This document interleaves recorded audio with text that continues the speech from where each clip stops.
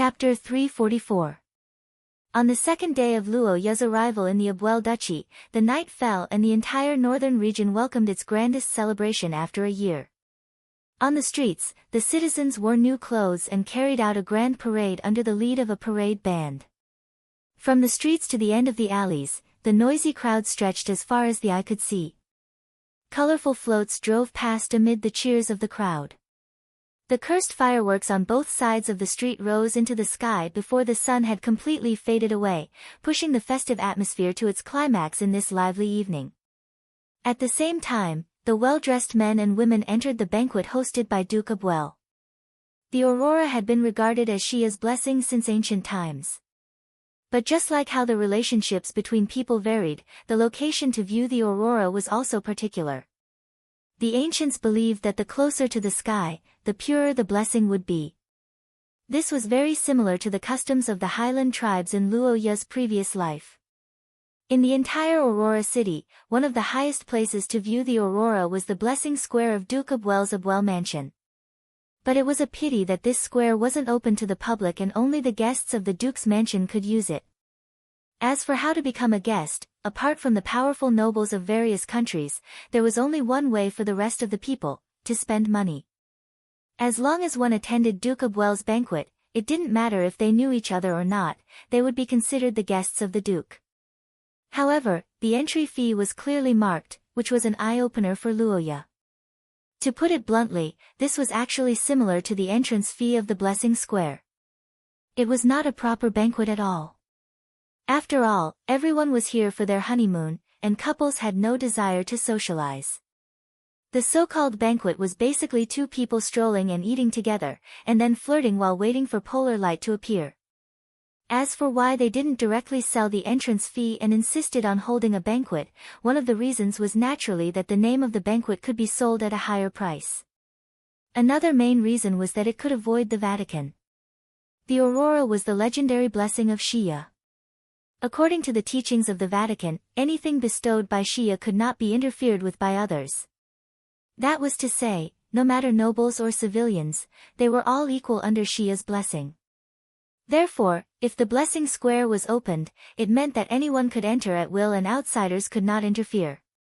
Selling tickets in the square under such circumstances was tantamount to selling Shia's blessing as a commodity, which was undoubtedly a serious violation of the doctrine and a great disrespect to Shia. Obviously, no one could bear such a huge crime. However, it was impossible to let people spend so much money to build the Blessing Square for free. Thus, 200 years ago, Duke Aberville had a flash of inspiration and came up with this idea, which was to take it for his own use. Private territory not being open to the public is reasonable and legal, right? I'm watching the aurora with my friend at home. It's not against the teachings, right? As for how many friends I have, it's none of your business. Don't ask. If you ask, it means that you love to make friends. If you come for the first time, you'll be a new friend, and if you come for the first time, you'll be an old friend. Because of this anecdote, Duke Aberville became a proverbial joke in the northern part of the Austin Empire. It was used to describe friends who were greedy for money or friends who had no real feelings for each other. Without a doubt, this was a very disreputable joke for the Duke's family. However, it had to be said that the nobles in the northern part of the Austin Empire were different from the nobles in other places. The harsh environment made them more pragmatic. Compared to the gold coins that could be used to buy supplies for the winter, they didn't care about the empty reputation. Furthermore, the Aberville family was not a complete miser. Looking at the exquisite desserts on the table and listening to the performance of a famous orchestra in the Austin Empire, the black-haired young man couldn't help but nod slightly. He felt that the money was well spent. As if noticing Luo Ya's gaze and actions, the black-haired girl's voice sounded at the right time. Are you hungry? Chapter 345. In the noisy hall, Noah Eyre Heathcliff, who had become a staff member of the event, was wearing a white robe and a veil. He looked at the couples below without saying a word, but his eyes were darting around quickly. As the next generation leader of the Holy See, Noel was naturally in awe of Aurora, who was known as Shia's blessing. Unfortunately, she, who had become a blessing through the Holy See's arrangement, did not have the heart to bless the crowd. It was better to say that she only had one name in her heart. Luoya, caught. As the saying goes, snakes have their own paths. In terms of finding people, Nuo Iyer was naturally inferior to Xia Luot, who was proficient in all kinds of metaphysical astrology. However, that didn't mean that she didn't have any advantages. Nuo Iyer's advantage was actually very simple. She had a lot of people and a lot of influence. In the entire Xia region, although the nobles had power and influence, most of them had their own areas of activity. For example, the Akkad family naturally had a lot of say in the Church of Saint Maester, but outside the church, their influence was greatly reduced by the local nobles. As the saying goes, a strong dragon can't suppress a snake in its own territory. However, there was an exception to this situation. If there was anyone in this world who dared to say that they wouldn't be suppressed when they went out, and who dared to say that their influence reached every corner of the world, then there was only one answer, and that was the Heathcliff family. Because as the saying goes, Xia's light shines on everyone, and wherever there are people, there will be a church. The nobles of a place may be despised, but the church will always be the place where people gathered their faith. As for bullying the church, wouldn't that mean they were tired of living? Therefore, although Nuo Iyer had never been to the northern region before, with the influence of the local church, she was able to mobilize a large number of people in a short period of time. Under the guise of giving blessings to the couples, she unknowingly searched the entire hall, carpet-checked all the men of suitable age, and looked for traces of the black-haired boy. Although this method was primitive, there was no doubt that it was effective. In fact, she did feel as if she had found something. It was an inexplicable feeling that flashed through her heart when she scanned the couples dancing and laughing in the hall. It could also be described as an intuition, and she had vaguely found the source of this feeling. On the dance floor. Just now, I felt like I saw something familiar. What is it? With this thought in mind, the blonde girl slowly approached the dancing crowd. On the other hand, Lillian Archman was instantly anxious. I'm going to be found. Such a thought emerged in her mind. Unlike Luot, Nuo Iyer was Luoya's childhood sweetheart. They had been together since the age of 9. Luoya's body. Except for the long hair, Luoya, there was no difference. Nuo Iyer, and Luo Iyer. I can't let her see Roha's face. Chapter 346. Life Sphere was a curse vessel invented hundreds of years ago to search for the remains of the dead in the Mutants' War. Now, hundreds of years later, it had become the standard for wives who stayed at home for a long time. Its principle was simple, and its function was simple, but it was because of this that it was particularly effective. No matter how far the distance was, no matter how the owner's body changed, the life sphere would lead the two to meet again. Today, this function was best explained. Elder brother. Amidst the worried shouts, the silver-haired girl broke through the window and entered. The first thing she saw was something she couldn't believe. Not far in front of her, two people in the room were looking at her in shock. One of them was a woman that Ai Lizzie didn't know at all, and the other was a child. A child with the appearance of Luoya. When Ai Lizzie saw the child who looked like Luoya, her face turned pale as if she was struck by lightning. She could only think of one possibility. Elder brother had an affair with a wild woman and had a child. The moment she thought of this possibility, Ai Lizzie's big eyes immediately turned red, and she felt like the sky was about to collapse. If it was Nuo Iyer and Xia Luot, then it would be fine. Considering the family background and many other factors, Ai Lizzie was actually prepared that Luoya couldn't refuse them in the deepest part of her heart. But no matter what, he couldn't be with a wild woman, and even have a child. I didn't do that kind of thing with elder brother, what a joke. You guys are, Ai Lizzie. Huh? In front of the girl who pointed at the two tremblingly, Luoya finally recovered from the sudden change and called out the girl's name. Hearing Luoya's voice, Ai Lizzie was also taken aback, then she blinked and calmed down a little. Wait, it doesn't seem right. If it's elder brother's child, then it's a little too old. This age seems to be about the same as when I first met elder brother. If we cut back, it's almost 7 or 8 years old. This. Even in a region where the body's development speed is much faster due to magic essence, it's theoretically impossible. Of course, it can't be ruled out that some families have special talents or some specialties in source substances, but the Akot family is obviously not in this list. Chapter 347. In the rain of exploding gravel, Luoya, whose body glowed, experienced the most helpless moment since he awakened extraordinary power at the age of 9. Without the curse attribute, the gravel could only pose a threat to ordinary people. Soldiers of source rank 6 could avoid being injured by brandishing their weapons. Soldiers of source rank 5 could release their curse to send the gravel flying. Soldiers of source rank 4 and above were even worse. But now Luoya had no curse power. He only had the protection of the curse vessel given by the 2 girls, so he could only hold his head and squat in the gravel. Yes, at the moment of the battle, Lillian stuffed a bracelet into Luoya's arms, and A.I. Lizzie also threw out a pendant. The 2 curse vessels were activated at the same time under the intense curse power environment. The protective light directly wrapped Luoya like a rice dumpling. Then, there was no then because both sides had no time to care about Luoya.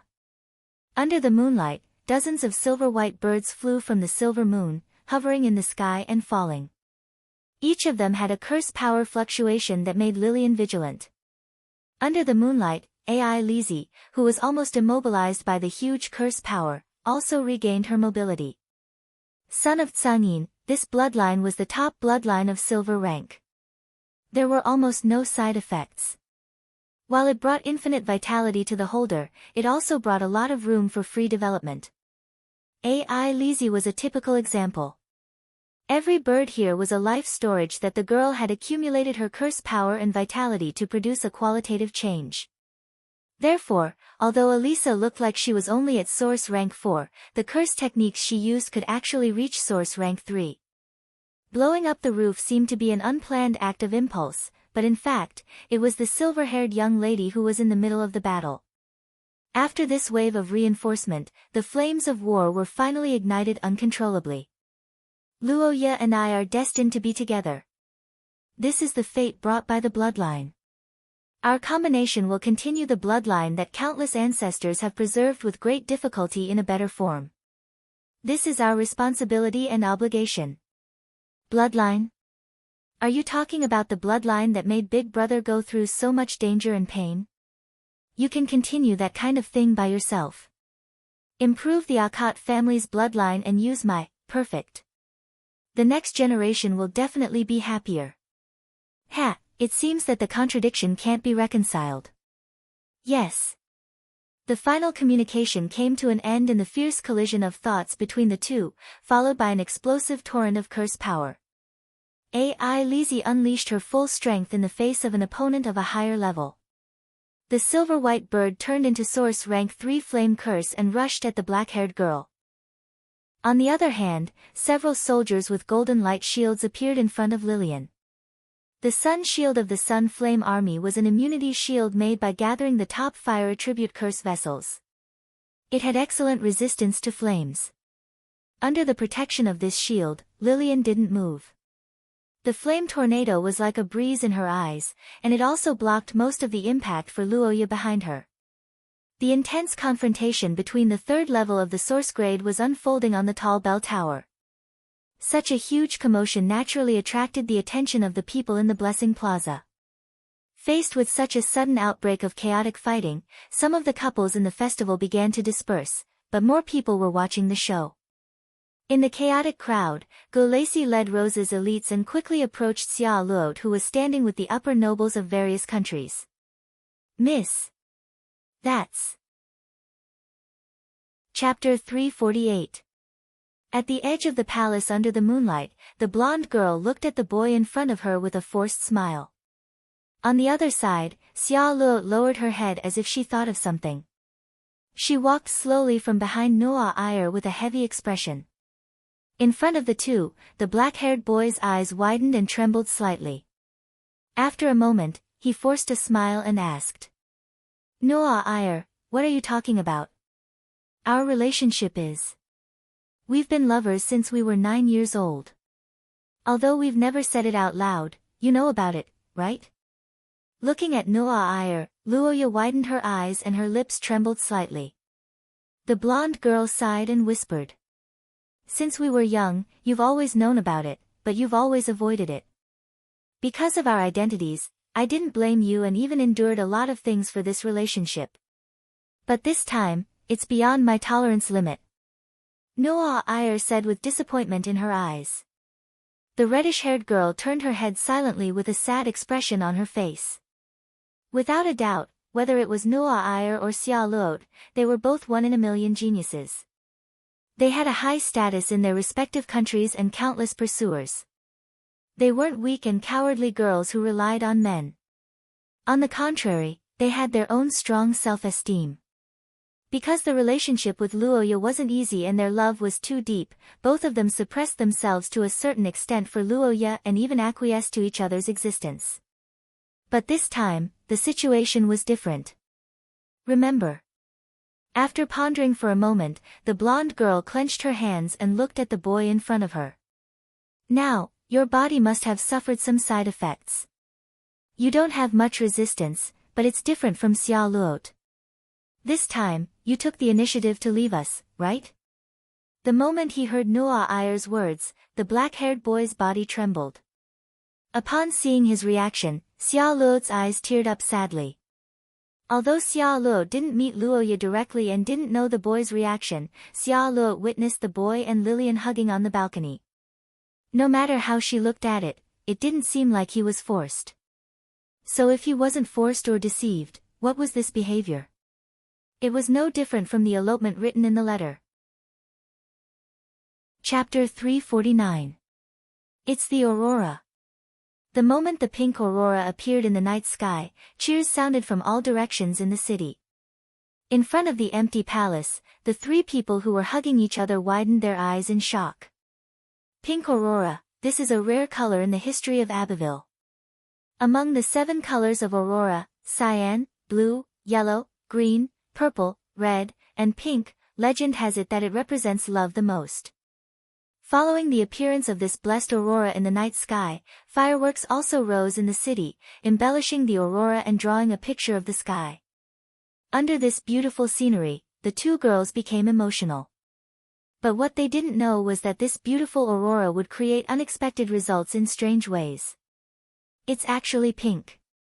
The last time I heard it was decades ago. The blessing of the pink aurora is a good sign. Hee hee. It's really suitable for us lovers. It's so beautiful. But speaking of lovers, it must be me and darling, right? Looking at the aurora in the sky, the 2 girls took the blessing on themselves. The contradictory statement made Noah Iyer and Xia Luot frown at the same time, then they looked at each other. Hey, what are you talking about? Don't forget that I was the one who lied. Cough cough. I'm saying that I let darling discover the mistake. You're just a bystander, you didn't even say anything.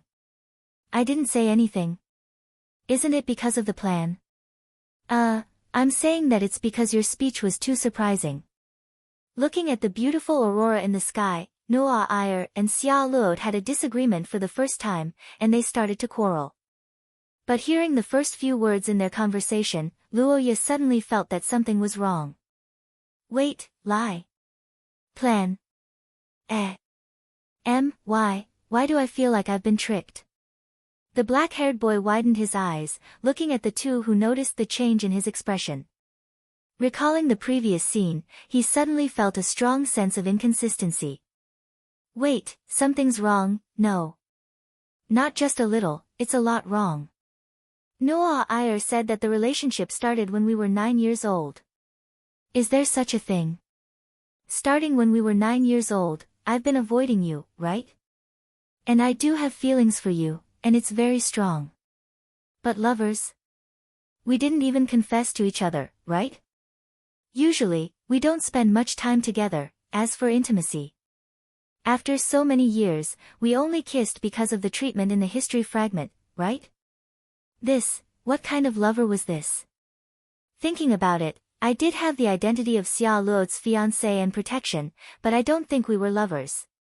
Ah, Xia Luo didn't say anything. Chapter 350. In the sky above Aberville, the aurora continued to blossom under the cheers of the people. On the steps outside the palace, the black-haired young man gazed at the pink radiance, and the anger in his heart gradually subsided as time passed. Noah Iyer and Xia Luo had admitted their mistake of deceiving him and apologized. After the commotion, Luoya gradually calmed down under their coaxing and pestering. But more importantly, he realized another more serious problem. It was indeed shameful and infuriating that he was tricked and even cried. But after the initial emotional outburst, Luoya recalled that Noah Iyer and Xia Luo racked their brains to trick him because they liked him. But because of this, Luoya couldn't help but think about a lot of problems. All along, Luoya's feelings had been drifting too much. When they were young, Luoya could still use age as an excuse. But as time passed, this situation couldn't be ignored anymore. It was a fact that Luoya and the girls around him weren't lovers. Because of this, he had been restraining himself from taking the initiative to get close to them. But it was also a fact that their feelings for each other were much deeper than lovers. They had gone through great hardships and were engraved in their bones. But it was precisely because of this that Luoya became more and more hesitant and didn't know what to do. The most fundamental reason was his instability. Of course, Luoya could accept all the good intentions of the girls. It was also ethically feasible. It wasn't anything new for a noble like Xia to have several wives. His father, Ka Dia, even encouraged him to have more children. But the fundamental problem wasn't this. It wasn't even the conflict between the girls. The fundamental problem was that if Luoya established a relationship with them and one day, he suddenly disappeared for 2 hours and reappeared as a corpse, what should they do? Just like Xia's law, great power came with a price. The bloodline of the Akhet family had brought him both glory and disaster. If Luoya's death in the historical fragment was only a guess in the past, then this time, after facing Plist, he had personally experienced the reality of it. Source Level 1. That was a powerful existence that he couldn't resist. Apart from that, the Witch Queen also brought him the problem of the uncertainty of the ancient gods. Everything told him that the historical fragment wasn't a gentle level-up checkpoint. Instead, it was a dangerous place where he could lose his life if he wasn't careful. Even Luoya himself had goosebumps at the thought of dying in front of his lover because of a historical fragment. Once this happened, perhaps even the strongest Noah Iyer wouldn't be able to bear the impact of his lover's death. As for Ai Lizzie, Luoya didn't even dare to think about it because she was too extreme. He didn't dare to touch or mention it, but his feelings were there, making it impossible for him to shake off the girl's hands. This was the reason why he had always gone with the flow. This time, when he was together with Lillian, he was also going with the flow. However, this attitude of neither admitting nor objecting was starting to get out of hand. Luoya's attitude due to the worry in his heart and the girl's urgent desire to establish a relationship with him had turned into a sharp contradiction. This incident was actually a microcosm of this, so he had to find a way to resolve it as soon as possible. The fear of sudden death and the irrepressible worry in his heart made Luoya shiver while he was deep in thought. Noah Iyer beside him was surprised to see this. Luoya, what's the matter? It's nothing. It's just a little cold. Noah Iyer's eyes slowly widened when she saw Luoya forcing out a smile. Xia Luo also realized that there was something wrong with Luoya, but when they saw Luoya's comforting smile, the two of them exchanged glances and didn't know what to say. Chapter 351. Luoya Akhet felt that today's aurora was meaningful. At least, it made him understand something. The girls wanted to establish a stable relationship with the constant danger brought about by historical fragments. This was a contradiction. But was this contradiction really unsolvable? No, there was a way, but it was a method that Luoya would never use in the past. Luoya wasn't sure if the bloodline ability could be actively turned off, but he knew that it was terrifying. There were no signs at all, and the mechanism was uncertain. After entering the historical fragment, it was unknown whether one would live or die. But one thing was certain, and that was the activation of the bloodline ability could be traced. The cheers of the crowd in the distance continued. On the steps of the palace, Noah Iyer and Xia Luot became more and more uneasy in silence. Ai Lizi was rarely worried in front of Luoya. She intuitively felt that something was wrong with Luoya, but she didn't know what Luoya was thinking. She didn't know where to start. Time passed bit by bit. When Ai Lizi couldn't bear it anymore, Luoya finally withdrew his gaze from the sky. He looked at the girls in front of him, thought for a moment, and said, "Sorry, I made you worry." It's nothing, it's just. Big brother, what are you thinking? I'm thinking about the problem I've always had. Looking at the worried Ai Lizi and Noah Iyer and Xia Luot who were silently waiting for him, Luoya was moved. He sorted out his thoughts and said, "For so long, because of the danger of the bloodline ability, I've been subconsciously avoiding making some decisions. I don't want to implicate others, and I'm afraid of causing irreparable consequences. But the result is a kind of destruction to other people's hearts. I've unknowingly done a lot of such things. I'm sorry." Luoya. Hearing the black-haired youth's apology, the three girls had different reactions. Ai Lizi, who had always been focused on eating desserts, didn't have much of a reaction.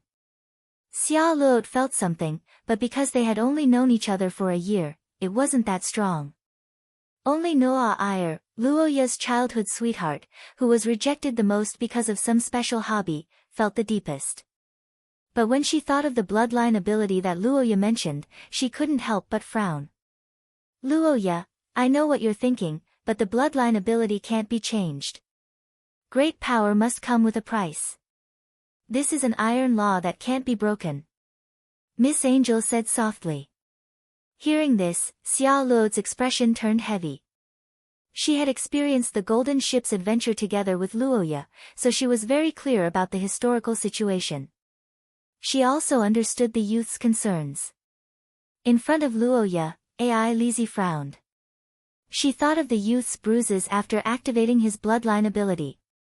Seeing the different reactions of the girls, Luoya's heart felt heavy.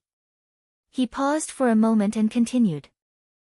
"Yes, the balance between power and price is indeed an iron law, but what if I give up a part of the power?"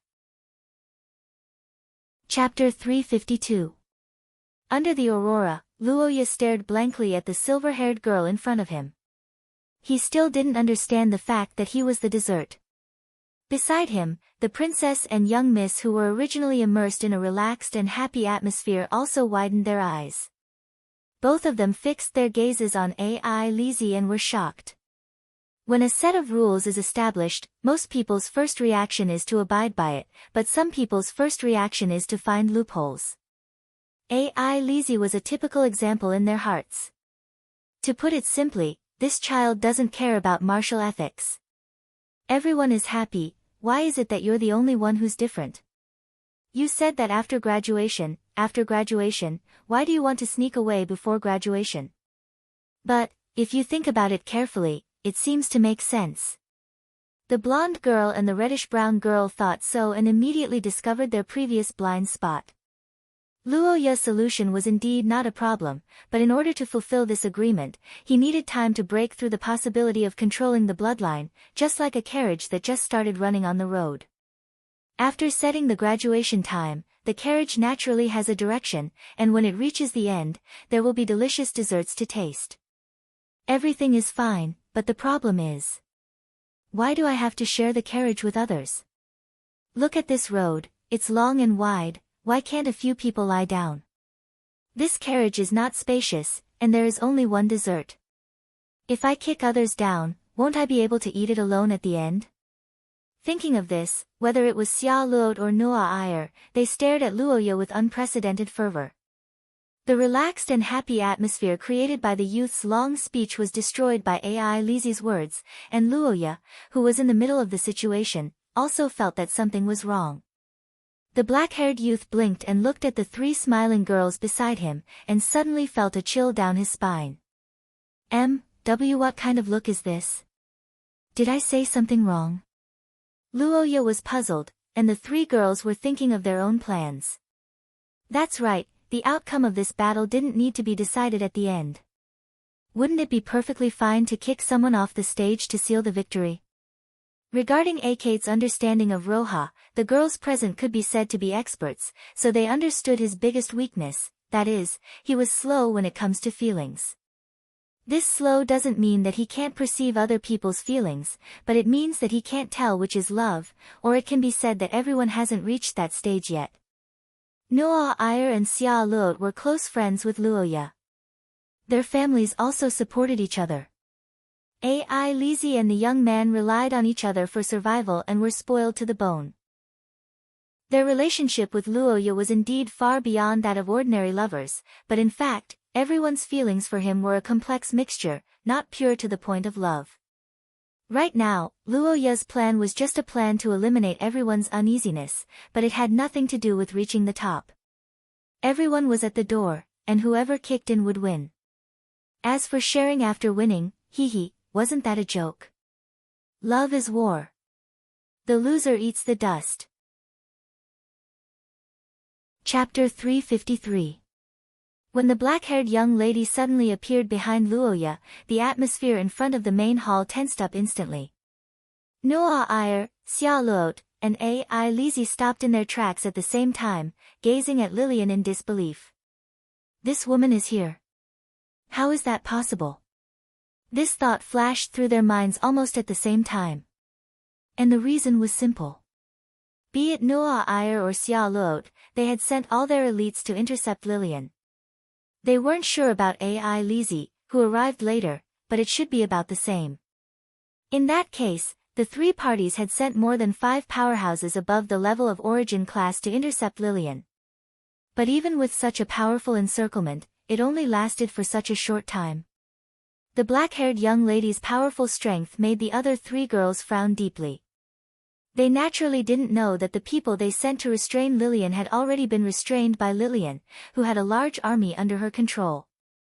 Although Lillian was powerful, it was impossible for her to do anything in a short time in the face of so many elite troops from the Vatican, Louis, and Akate territory.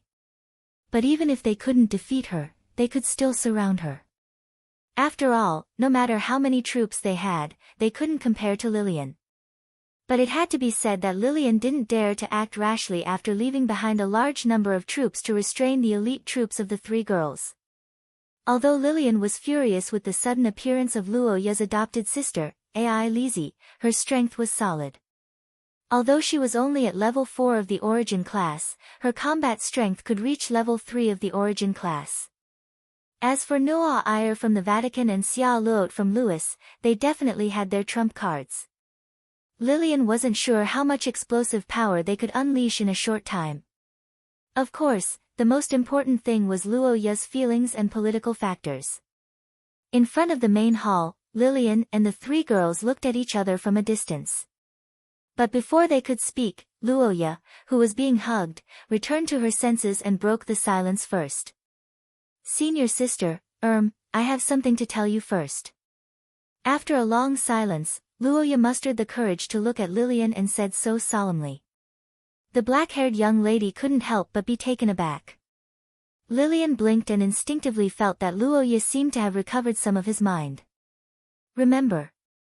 At this thought, the black-haired young lady nodded and let the young man go. Luoya spoke softly about the series of decisions he just made, including the possibility of going into seclusion in the future. But what surprised him was that Lillian, who also had the bloodline of the Akate family, didn't react strongly to his thoughts. Of his thoughts instead, she narrowed her eyes and fell silent in silence. Luoya's dream was to have a stable family.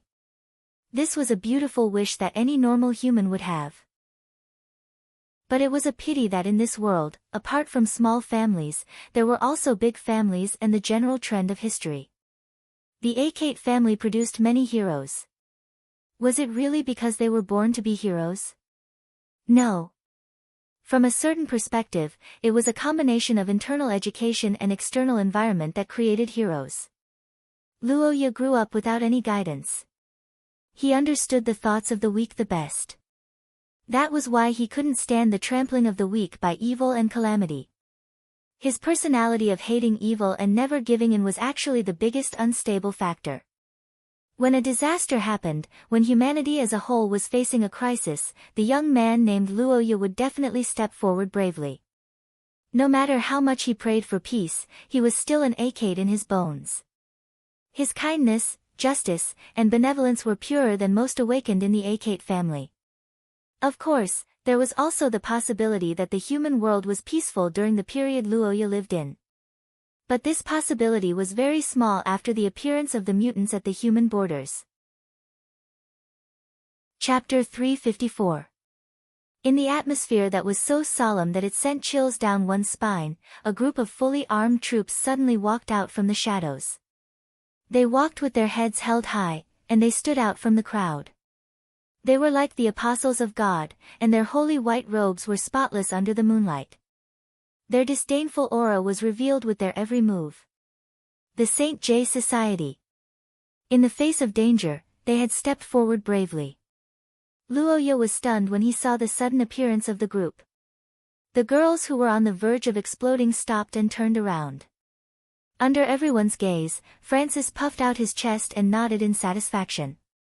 The arrogance and compassion that belonged to the apostles of God was revealed on his face.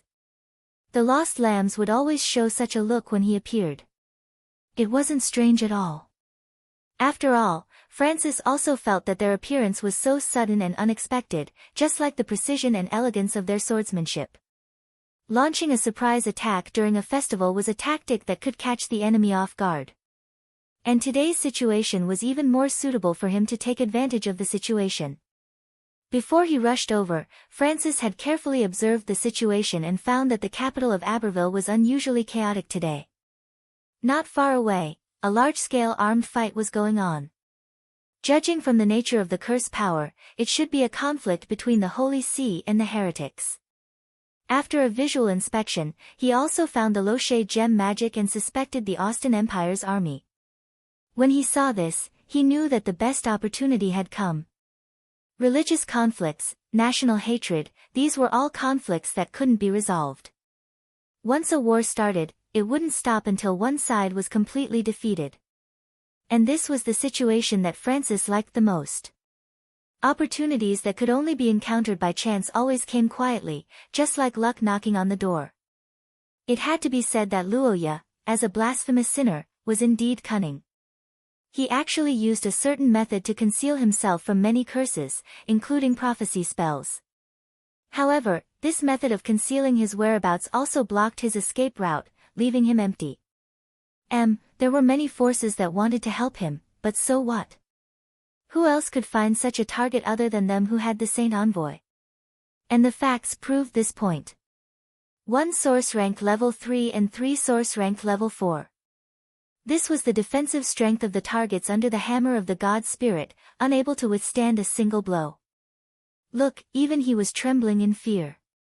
Looking at the trembling black-haired young man in front of him, Francis, who was confident in his victory, revealed a proud smile. However, he didn't know that in Luoya's eyes, he was the real saint hero, the only designated savior. What a group of cute people. Looking at the familiar white robes and the members of the Saint Heroes Society under the moonlight, Luoya felt his eyes welling up. He looked at the girls around him, and noticed that Noah Iyer and the others were naturally vigilant. This group of people. Chapter 355. Under the night sky, when the Austin Empire's cavalry took the lead to attack the Saint Heroes Society's action team, Director Francis finally realized what was going on here. Previously, the Saint Heroes Society judged that Luoya Akat had entered a period of weakness. With the help of a few guards, she blended into the crowd to avoid trouble and cut off contact with all parties. However, based on the current situation, this statement was obviously wrong. The conflict between the Vatican and the infidels, the conflict between the Austin Empire and Locks, everything was just a show to lure them into the trap. This demon child even pretended to be harmless and acted innocent here. God! What kind of scheming was this? What a sinister and vicious person. Is this the enemy of God? At this time, in the sky, birds composed of curse power and vitality were flocking from the boundless moonlight. They followed the AI Lizzie's outstretched hand and guided the destructive curse to attack below. The silver-haired girl's eyes were as red as blood, and boundless killing intent mixed with the attack poured down. To put it simply, she was a bomb. The moment the AI Lizzie made a move, Francis was surprised to find that he was targeted by as many as 2 digits of Source Level 3 curses. Even with the strength of Source Level 2, it was difficult to resist so many attacks. After a short consideration, the middle-aged man chose to retreat, but he didn't know that such an action made him miss the best opportunity. Noah Iyer stretched her wings of light into her arms and took out a curse vessel containing crystal water droplets with layers of seals. Her hand touched the box-like curse vessel, and then she was surrounded by countless brilliance. Layers of brilliance surrounded her body and penetrated into her skin like silk. "Dear, come to me." On the ground, Xia Luo's golden souls began to surge like never before. The liquid curse vessel covered Luo Ye's defenseless body like a wave. Obviously, this amount was definitely not normal, but what shocked Luo Ye even more was that the golden souls surrounding him seemed to be abnormal too. Obviously, Lillian's powerful strength gave Noah Iyer and Xia Luo a lot of pressure, so the two came prepared this time. But perhaps even they themselves didn't expect that the preparation to deal with Lillian would become the Saint Heroes Society's death warrant. So what if her strength reached Source Level 3? In the end, she just barely reached her level. But was Lillian's strength really brought about by Source Level? In the sound of the horn, groups of light armor axemen rushed out in the light of Lillian's curse power and began to rush quickly toward the cultists who were confused by the cavalry's charge and AI Lizzie's indiscriminate bombardment. What righteous poisonous flying daggers and blackened poisonous spears! Anyway, they were all shameful things, but there was one thing that was very good, and that was the ability to kill others. Lillian did not forget what this battle was about. Now that the 4 families had joined forces, the end of this group of cultists had already been decided. But she was not here to kill the cultists, she was here to snatch Luo Ye. This woman has no morals. The liquid golden souls condensed and boiled in her hand, then turned into an undetectable golden wind under the aurora and swept in the direction of the Saint Heroes Society. They entered the nostrils and mouths of the cultists who were fighting fiercely, and then penetrated into their bodies. A shameless trap, a vicious weapon, and a sinister curse. "I'll kill you all." The middle-aged director, who was both sad and angry, burst out with a violent curse power, driving the battle into a white-hot state. In the distant buildings, several figures began to silently observe the commotion. Chapter 356. The distribution of war achievements was not easy to verify, especially when there were several forces mixed together, and the situation of fighting for the head began to appear. That was why Francis was scared. He did not know about the others, but he knew that he was being targeted. Therefore, he chose to go all out. The highest belief of the Saint Heroes Society was the Mother Goddess, who possessed power far beyond that of ordinary gods. However, it was clear that even as a director of the Saint Heroes Society, the sleeping Mother Goddess would not pay attention to him. The directors of the Saint Heroes Society were well aware of this, but there was a problem that could not be ignored. They lacked the support of the gods with the highest combat power among the various sects and organizations other than the Shia Orthodox Church. And Francis was one of the rare ones who could communicate with the Mother Goddess and obtain a part of her power as a director of the Saint Heroes Society. Seeing such a horrifying scene, the soldiers present stopped in their tracks. Luo Ye, who was at the back of the crowd under the protection of the Golden Soul, could not help but shrink her pupils. Although Francis was still in pain, he pulled a smile on his face. Francis said as his body trembled. A large number of his bones were broken, causing his body to curl up. Together with the smoke that rushed out of his body, he looked like a broken bellows in the kitchen. However, to his surprise, after hearing his words, the black-haired boy in the distance was stunned. "Then it's all right." When the black smoke of death rushed forward like the Grim Reaper, a wall made of steel shields suddenly appeared and firmly blocked the horrifying spell. At the forefront of the shield formation, a tall and slender woman was exuding a majestic and heavy power. She took the lead and launched a counterattack against Francis. In the past, Francis was almost invincible when using this method of attack. But now, although there was a little girl with the angel bloodline on the opposite side, her strength was far inferior to his. Therefore, he did not care and planned to deal with the others first. The Akkad army was guided by the gods to join Luoya's team. In order to better carry out the mission of protecting Luoya, the two ancient gods had also given them power and blessings. Behind her, Rodney and Wood also stepped out and began to attack. The middle-aged man whose body was glowing red had his muscles bulging. Under his use of the strength source substance, he demonstrated the most primitive aesthetics of violence through close combat. All the black ghosts that wandered around in front of Rodney were smashed into pieces by him.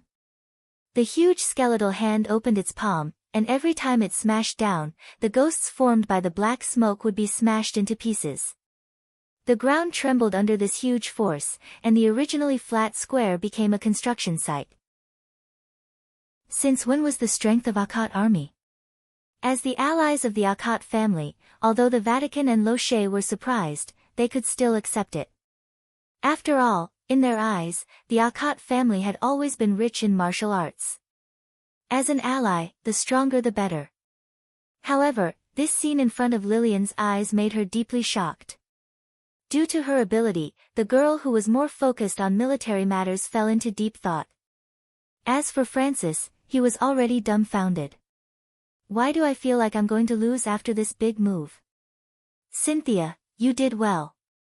Now, Big Brother is mine. Lizzie's excited voice was heard, and the girls who saw this magical scene suddenly came back to their senses. Not good, I'm going to lose. What should I do? If this goes on, Shia above. My palace. Do you desire wealth? The brown bear-like man blinked and looked up when he heard the familiar voice. In the light of the spell, Xia Luot Serofia walked in front of him.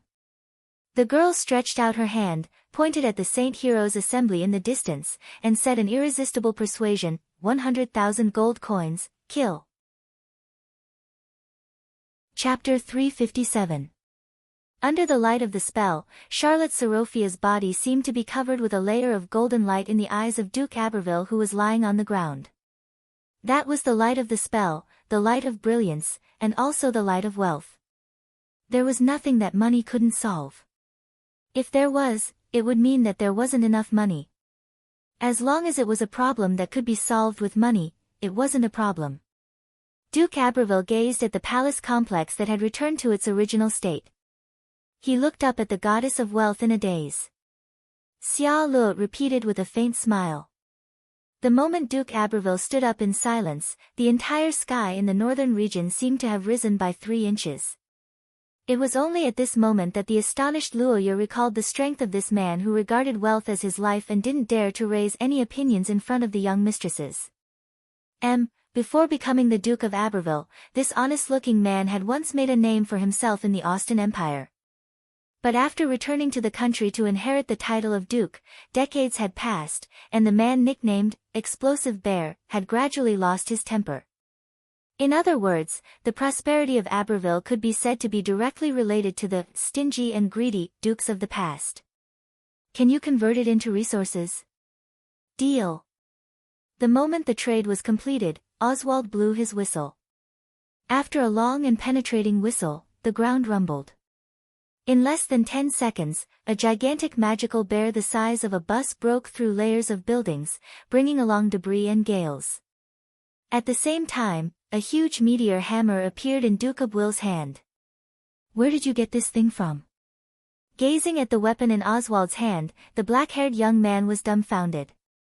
But what surprised him more was that it wasn't just the gigantic bear that was coming. More and more bear-riding warriors were rushing over from afar. With a loud roar, Duke Abowel rode a giant bear and charged into the battlefield with a meteor hammer. The Saint Heroes Guild, who had never provoked this bare ancestor, was completely dumbfounded. The giant meteor hammer whistled like the wind and lightning and smashed the head of a level 3 source rank cultist. Noelle could not help but condemn the reddish-haired young lady when she realized that there was a large group of new troops around her. However, Charlotte did not care at all. She kept firing with the jeweled trigger in her hand, the smile on her lips elegant and dignified. You.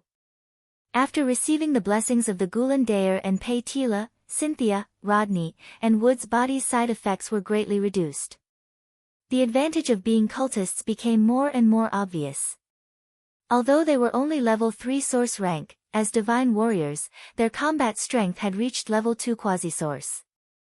Looking at his subordinates who were about to die in the distance, Francis was burning with anger. Luo Ya-Kat, sinister, cunning, despicable, and shameless. She looked like an innocent and harmless child, but her mind was so deep.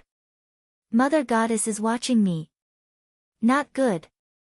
Retreat. He's going to self-destruct. At this point, there was not much curse power left in Francis's body. However, as long as he sacrificed all his bones, he could completely convert the curse power into death aura. However, if he were to unleash his power aimlessly, the effect of the attack would not be ideal. However, it was more than enough to kill a child who did not have much supernatural power left in his body. Go to hell. Luo Ya-Kat. Boom. A violent explosion shook the sky. A black shockwave with the power to suck flesh and blood swept out and swept across the square. Chapter 358. When Francis leaped into the air and launched the final blow to kill Luoya, an unprecedented sense of crisis rose in the heart of the reddish-brown-haired girl. The moment Francis made up his mind, Xia Luo's bloodline fluctuated violently. The unique command of fate made the girl aware of the danger almost subconsciously. In the midst of Francis' hateful roar, the violent explosion with the black smoke with the attribute of God was imminent. Xia Luo, who was familiar with the similar curse mechanism, understood Francis' idea almost instantly and made an emergency response. In Xia Luo's rapid shout, the liquid golden soul instantly wrapped the black-haired boy's body and then ejected into the distance like an airbag. Luoya only saw a golden color in front of his eyes. The next moment, the violent acceleration made him plunge into the inner wall of the Golden Soul. Unlike the almost gaseous death attack, the Golden Soul was subject to great wind resistance and was not light. The result of such a race was almost obvious. In a few seconds, the wind of darkness approached step by step. However, just as the death attack was about to catch up with Luoya and give him a fatal blow, a strange spell fluctuation came from the black-haired boy's arms again. Remaining use, 1 second to remember. When the black-haired boy saw the system prompt, he couldn't help but be slightly stunned. The next moment, a violent shock suddenly descended, causing Luoya to be knocked around inside the Golden Soul. Boom. Wang. Enchantment. There's an enchantment here, and it's even an enchantment that can block this kind of divine attack. The boy, who had just experienced a crisis, blinked with a blank expression, then looked down at the system. He felt that his eyes were about to tear up. Blessed ear of rice, forever a god. But, this place is, there's someone. In a beautifully decorated room, there was a pink-haired girl in luxurious clothes who was obviously not an ordinary person. She seemed to be pouring tea with a teapot in her hand, and there was a figure in armor beside her. In the silent room, Luo Ya-Kat stared blankly at the two people not far away. The reason for his attention was very simple. Xia had extraordinary powers and various races. Her body was strong because of mutations, and there were countless people with special abilities. Her hair was actually very colorful, just like the girls around Luoya. But it had to be said that even so, there were very few people with pink hair. Luoya paid attention to the pink-haired girl who seemed to be of a different race, but what surprised him even more was the figure in heavy armor beside her. The reason was simple, Luoya knew this person. Looking at the figure wearing heavy armor and observing Luoya with the pink-haired girl, the black-haired young man was stunned for a moment before he captured the information of this person in his mind. What was going on? Why was he here? Ah, wait, so that's how it is. Did he bring his girlfriend here to see the aurora? Aberville was indeed not far from the Kingdom of Nights, Pender. I didn't expect to bump into him here. The black-haired young man who had this thought breathed a sigh of relief and stood up. When he was about to open his mouth to apologize politely and leave, he didn't expect a magnetic exclamation to suddenly come from the armor. In the room, hearing William's exclamation, the black-haired young man widened his eyes and his body instantly stiffened. Chapter 359. In a dark room without lights, the black-haired young man stared blankly ahead. The aurora outside the window penetrated the glass and shone on the figure in heavy armor and the pink-haired young lady, adding a layer of different dreamy colors to them. What's going on? He knows me. It was normal for Luoya to recognize Williams. After all, he had never met him before, but he knew a lot of people. Williams' features were so obvious that it was hard for him not to remember. However, it was too abnormal for Williams to recognize Luoya. If a person knew the previous Luoya, then there might be some unknown fate between them. But if a person knew the current Luoya, then the problem was too big. The last person who knew him was the Sage Society that wanted to kill him. I see. You must be frightened when I suddenly called your name. But don't worry, Luoya Akat, we are your friends. Not bad.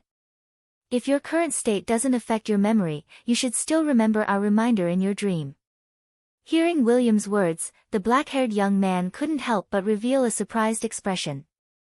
After a slight pause, Luoya immediately recalled the nightmare he had on the way to the northern region.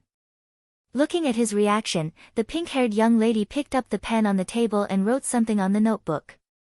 Then, she raised the notebook gently. Could it be that the one who spoke in the dream was you?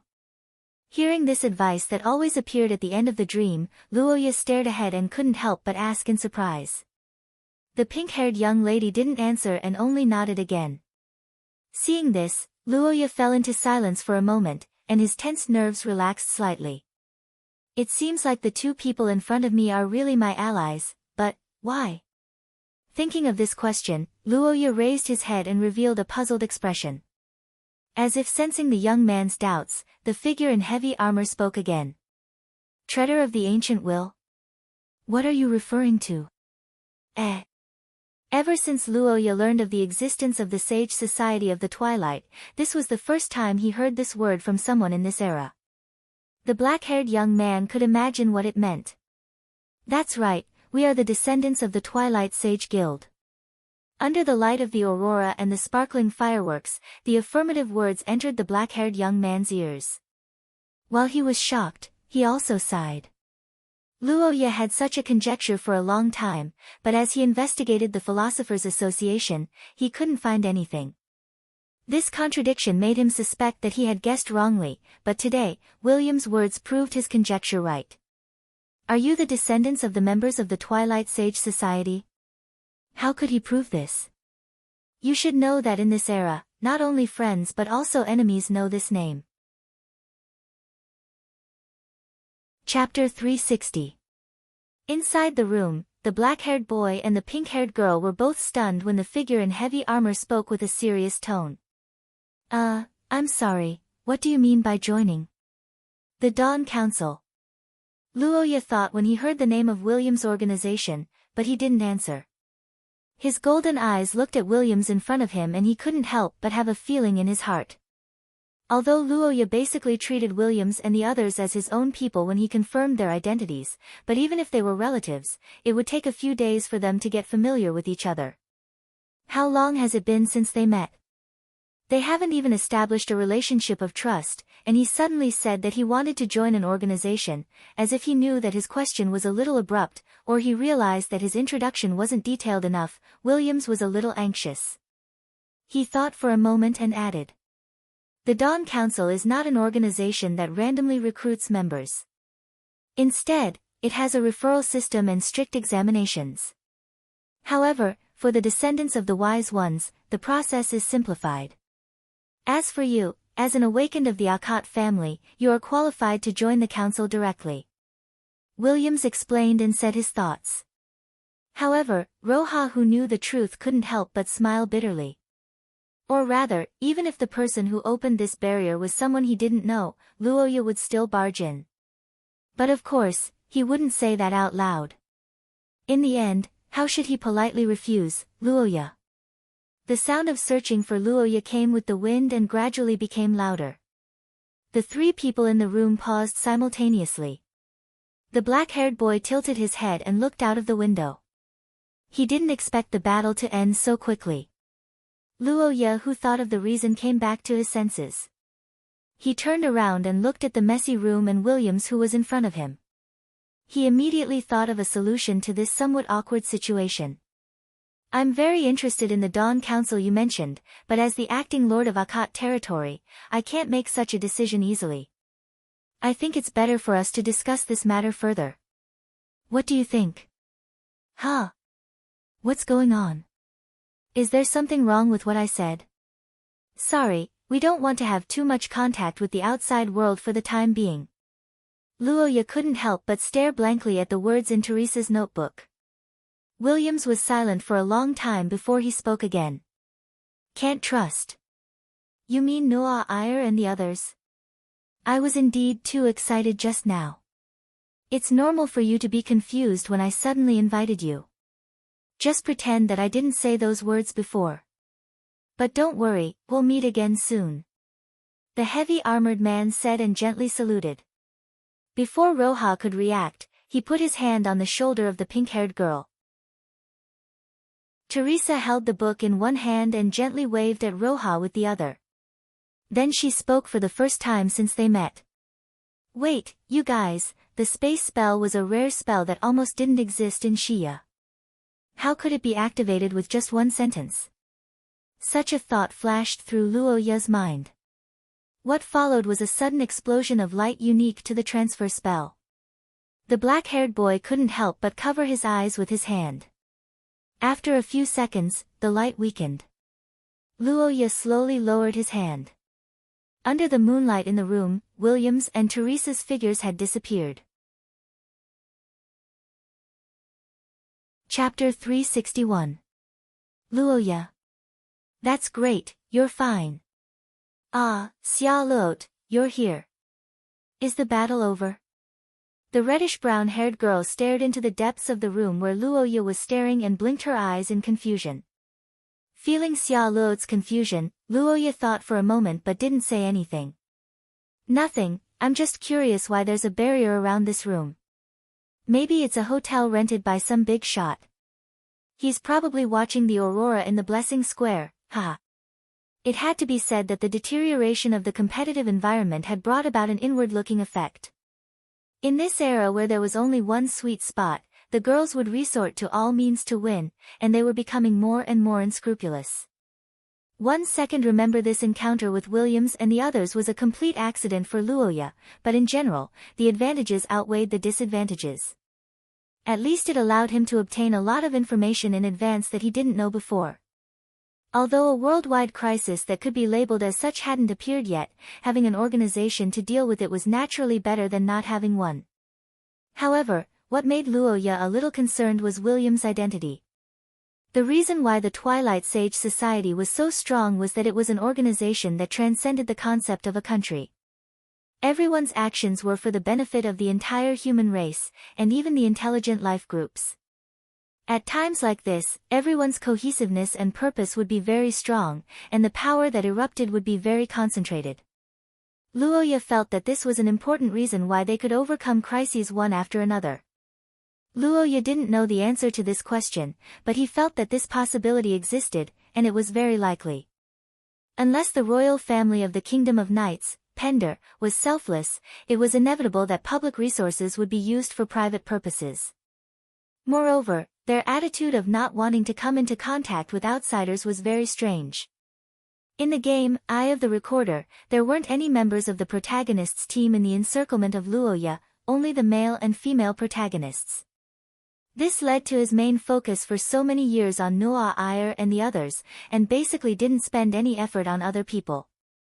Combining the game and reality, the teenager who understood William's actions sighed at the cowardice of the original Luoya, but then he couldn't help but be slightly stunned. He suddenly remembered that before leaving, the armored warrior said that they would meet again soon. I admit that I was a little too hasty. Based on our previous interactions, he seems to be a person who is cautious about joining an organization. Yes, but originally, I thought that he had a chance to directly agree, but he failed. The feeling he gave me was a little different from what I had imagined. I can't describe it, but I feel like it conflicts with my ideals. Maybe it's just my imagination. This chance encounter with Luoya Akut was undoubtedly an unexpected situation, but this kind of encounter also had its advantages, and that was that both sides could see each other's true intentions without much preparation. Defining others based on your imagination and then being disappointed because they don't fit is not a good thing. Chapter 362. In the ruins of the Abbeville mansion, Luoya Akut was pondering over a mathematical problem of the century amidst the clamor of soldiers and the roars of war bears. The black-haired young man was engrossed in his thoughts. Behind him, the young ladies were in a mess. On the night of the silver moon after the aurora vanished, a silver-haired young lady pointed at the charred corpse of a cultist and questioned indignantly. The blonde young lady stood before her with a calm expression. She glanced at the corpse that A.I. Lizzie pointed at and retorted calmly. "You think it's yours just because you say so. What a joke. You used a sword to slash it. Then you should let your sword speak. I should be the one saying that to you. We killed that director named Francis, so it's only natural that we get the most credit." On the other side of the ruins, Noah Iyer and A.I. Lizzie were arguing over the issue of battle merits. The red-haired young lady was busy settling the bill for Duke Abbeville, Lillian was inspecting the corpse at the side, and Luoya was having a headache. As competitors, the girls naturally did not trust others. Therefore, the task of recording the results of the battle had been assigned to the four camps. However, the problem was that after the battle ended, the total number of enemies killed by the four camps was 77. However, the total number of enemies killed was only 69, including Francis who had been blown into ashes. The moment this universal problem appeared, Luoya knew that things would be difficult. And the facts proved it. After the battle ended, Noah Iyer and A.I. Lizzie who didn't have anything else to settle started arguing. The other two young ladies probably did the same after settling their own matters.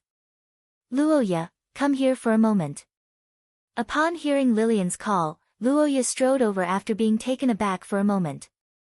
Noah Iyer and A.I. Lizzie, who were arguing, looked at each other and stopped arguing as well. The three of them arrived at Lillian's side with one in front and two behind. They found that the Royal Highness was looking down at a corpse on the ground. Luoya felt a chill in his heart when he saw Lillian looking down at the cultist. He thought that Lillian wanted him to judge the prize, but he didn't expect that after approaching, he found that Lillian's expression was very solemn. She didn't seem like she was going to protest at all. The black-haired young man heaved a sigh of relief when he realized that Lillian didn't seem to want to quarrel. Then, he observed the unsightly male corpse on the ground. Luoya scanned the corpse in front of him carefully and realized that this was the conclusion he could draw. But the black-haired young lady spoke with an unpleasant expression. "Similar? How can the bloodline of our family have?" "Wait. Holy emissaries were a very special group of people in the Saint Heroes Society. They had a lofty status, but they did not necessarily have strong strength. One of the great significance of their existence was to be the key to open the so-called holy artifact in the Saint Heroes Society. 400 years ago, Leinster was the wind summoner's egg that had been absorbed by Luoya. Could it be that the so-called holy emissaries were actually artificially cultivated people with similar bloodline to the Akut family? This possibility does exist, but the bloodline of the Akut family is too special. What method is used? Hearing the young lady's question, Luoya didn't know how to explain for a while, but he understood one thing. That was, the so-called special curse vessel was definitely problematic. He remembered that the information of the Saint Heroes Society mentioned that it was similar to blood, so the source of this blood, Noah Iyer and A.I. Lizzie didn't know the current situation and seemed a little confused. It wasn't until the reddish-haired young lady came over that Luoya ended his contemplation, and the atmosphere eased. No, it's nothing. Xia Luot, how are the casualties on your side? Xia Luot, who strolled over, said and glanced at Lillian coldly. Luoya, who wanted to change the atmosphere, couldn't help but be stunned. He suddenly had a bad feeling in his heart. As if confirming his guess, the black-haired young lady frowned when she heard Xia Luot's words. She thought for a moment, and after a moment, she curled the corner of her mouth and spoke back. What did you say? After seeing Aurora and defeating the cultist, Luoya, who was exposed, had no reason to stay in Aberville. Leaving was a matter of course, but just like the previous quarrel, where to go was a problem. In addition, the young ladies also discussed the allocation of time. Noah Iyer, who was at the bottom because she couldn't grab the kill, proposed such a statement to reverse the situation. However, this idea was fiercely resisted by A.I. Lizzie, who had the credit of killing Francis. But that's what you said. What if my dear doesn't want to follow the first place? Hee, A.I. Lizzie, do you still want to force him? What's the difference between that and the Austin kidnapper? Oh, who knows? Can your words be trusted? Are you kidding me? How can my brother not want to go home? No, my dear, you obviously want to go back to Rose with me. I'm officially hired. Don't you think so? My dear. Old woman, that's enough. My brother will definitely choose me. Isn't that right, my dear brother?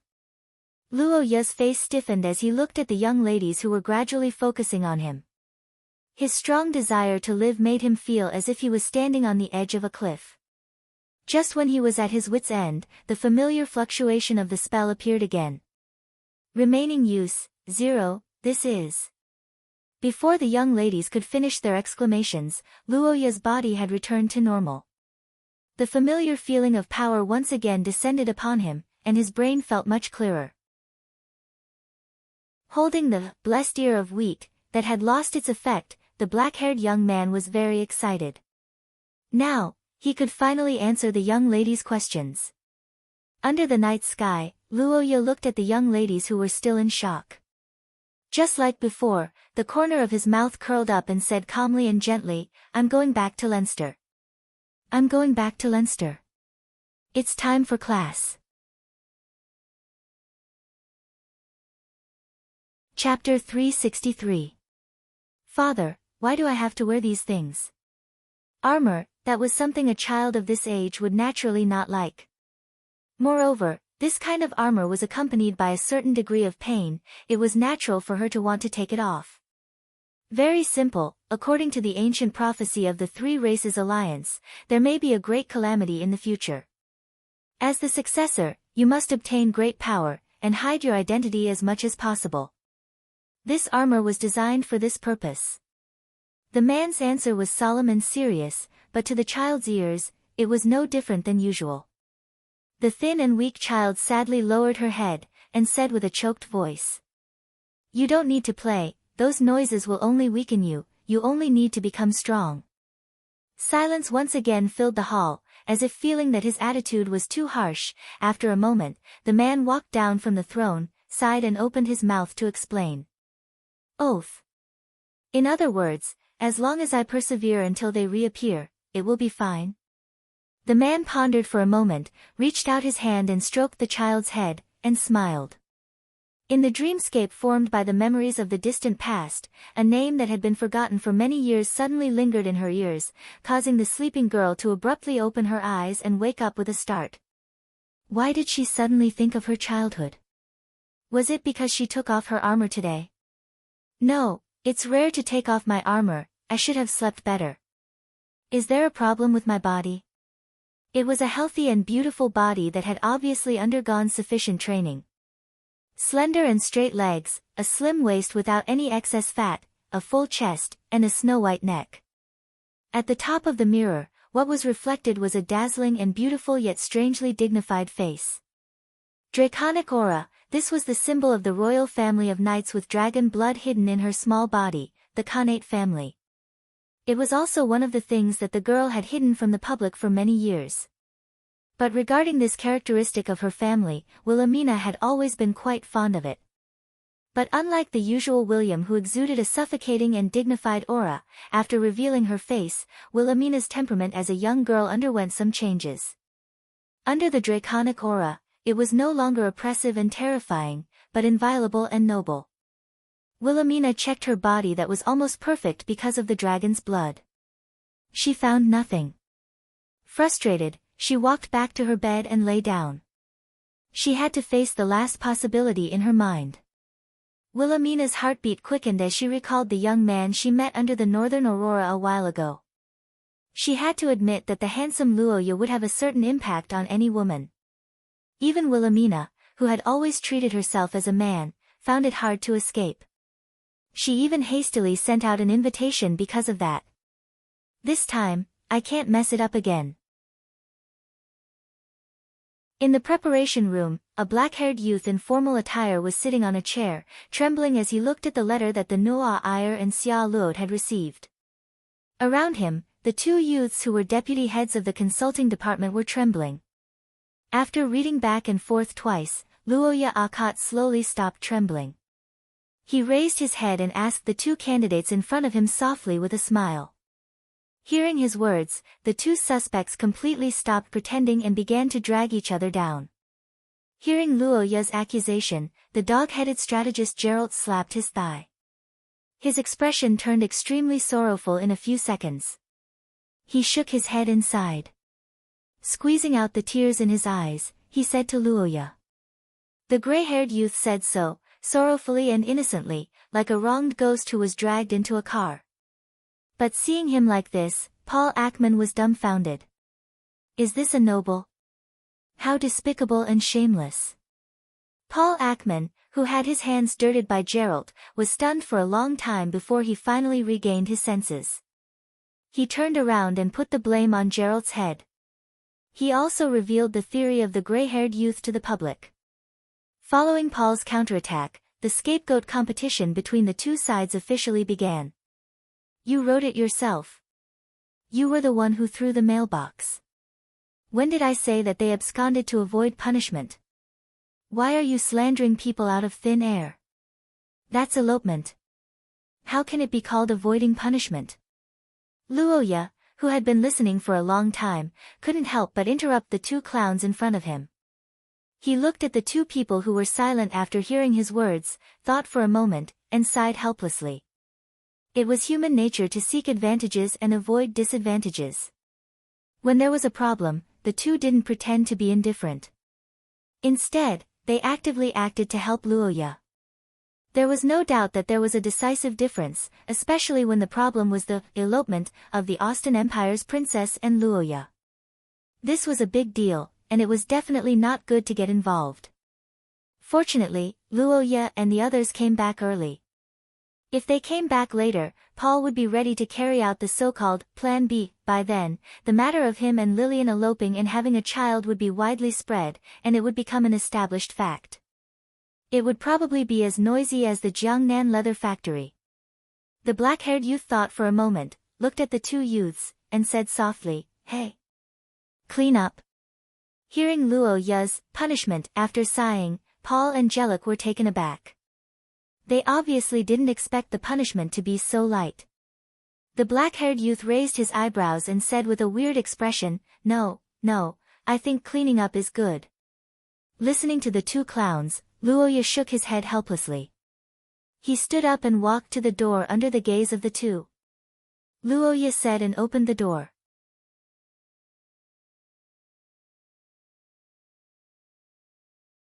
Chapter 364. Tonight, Luoya Akate, Paul Ackman, and Gerlach Stevenson welcomed their first night in St. Freya Academy. Dean Antonio, whose white beard was almost touching the ground, was in high spirits. He wore a white robe with golden threads that he would only wear during a grand ceremony. He stood in the center of the auditorium and spoke to the students. In the face of such a report from an unknown source, Luoya Akate, Paul Ackman, and Gerlach Stevenson didn't ignore it. Instead, they used it as a clue and worked hard to find out the truth. They also joined forces with the security department, which was still in conflict at that time, to observe for several days and successfully destroy the hidden cultist organization in the academy. As soon as Dean Antonio finished his words, the auditorium immediately erupted in thunderous applause. Luoya, Paul, and Gerlach exchanged smiles and stepped onto the stage. That's right. Senior Lillian actually smiled. Such exclamations spread among the students of the Austin Empire, which made those who heard some rumors couldn't help but suspect the relationship between Lillian and Luoya. On the other side of the stage, a black-haired, blue-eyed young lady in a formal dress held a box in her hand and waited for Luoya. Luoya, Paul, and Gerlach walked to the front of the stage and lined up in a row. Dean Antonio personally presented the medal to the latter two, while Luoya, who was at the front, had the medal pinned on his chest by Melty, whom he had personally rescued. No, this is what I should do. Protecting an upright and kind person like you and maintaining order in the academy is my responsibility as a preceptor. Sir Luoya, I'm from the Austin Empire. Can I join the Blue Rose faction? Upon hearing Melty's request, Luoya smiled and replied. The young lady was touched. The girl said with tears in her eyes. The next moment, she stood on her tiptoes and kissed Roja's cheek under the watchful eyes of everyone. Oh. Although it was permissible for a lady to kiss on such an occasion, it still required a lot of courage for an Austinite to do so. Therefore, Luoya wouldn't avoid it even if he knew about it. Otherwise, he would become a fool who embarrassed the lady. In terms of publicity, this kind of behavior could also play a positive role. The award ceremony came to an end with Luoya and the other two as the finale. However, the enthusiasm of the students in the audience was even higher than before, because it was not the end of the ceremony, but the celebration banquet organized by St. Freya Academy, which was one of the reasons why many people came here. Such a luxurious store lineup could be considered a gourmet exhibition. It was too attractive for foodies, especially for a certain black-haired young man. Walking along the corridor leading to the banquet hall, Luoya Akate looked at the excited students rushing to the rows of tables. He tried his best to suppress his desire to eat. Noah Iyer, who knew him well, couldn't help but laugh. On the other side, Xia Luot also tried hard not to laugh. Hey! You're a prince after all. Can you not be so embarrassing? This is Vivian's Surprise Restaurant's Rainbow Truffle Roast Chicken. Chapter 365. In the noisy banquet hall, while the students held their plates and focused their attention on the envelopes slowly falling from the sky, the black-haired Her Royal Highness had quietly approached her target. Looking at the sweet cake on the fork in front of him, the black-haired young man was shocked. He didn't expect that Lillian would dare to do this after returning to the academy. It was the clear will of Emperor Lucas to forbid Lillian from contacting the members of the Akate family. Although it was still unknown why His Majesty issued this ban, there was no doubt that Lillian, as the Royal Highness, had to abide by it. At least, she couldn't take the initiative to contact them too obviously, let alone this kind of behavior that would expose her intimate relationship. Luoya, who was aware of Lillian's intention, was about to refuse, but before he finished speaking, Paul Ackman suddenly walked over. The young man held the plate and blocked the scene of the two making contact. Luoya was stunned for a while. Listening to Lillian's urging and looking at Paul's back, Luoya was stunned for a while. Worried that others would see him, he could only lean over and suck Lillian's fork in his mouth, then quickly return to his original position. As for the black-haired girl, she walked past the young man as if nothing had happened. The two just brushed past each other as if nothing had happened.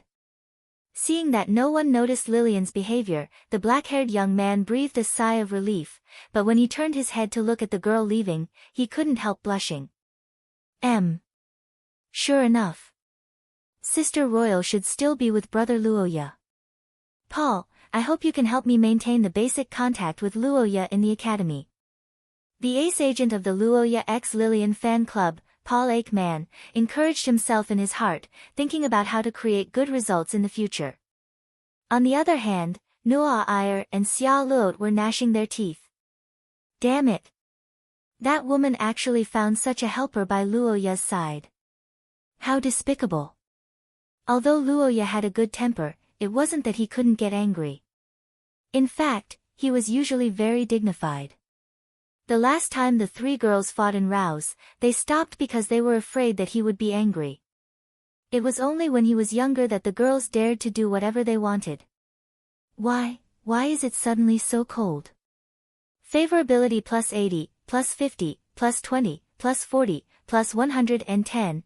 Once upon a time, Luoya had looked down on things like favorability points. After all, favorability points were different from things that could make one stronger after exchanging for gold coins. It seemed that favorability points were only useful for developing territories. However, after experiencing the battle with the Saint Heroes Society and the dispute between the girls, a divine artifact had changed Luoya's perception.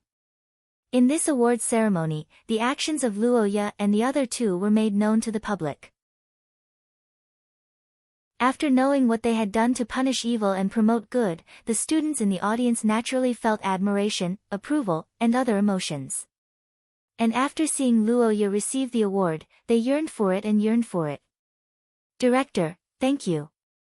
No, I should be the one thanking you. In the end, this is the result of everyone's hard work. Chapter 366. Half a month ago, not long after Luoya's body recovered, a familiar yet special experience made him relive the nightmare that he had almost forgotten. That was the second time he saw that pair of beautiful but cold eyes after a year. When that pair of eyes looked at him across time and space, Luoya's body turned cold and his heart seemed to stop. He only woke up when she left. Of course, there was no such thing as love or hatred for no reason in this world. Luoya wasn't surprised that he was targeted by the Mother Goddess. After all, it was because he had absorbed the power of the oracles. However, it had to be said that being watched by the gods gave Luoya a lot of pressure and trouble. That was the problem of Ancestor Estrella.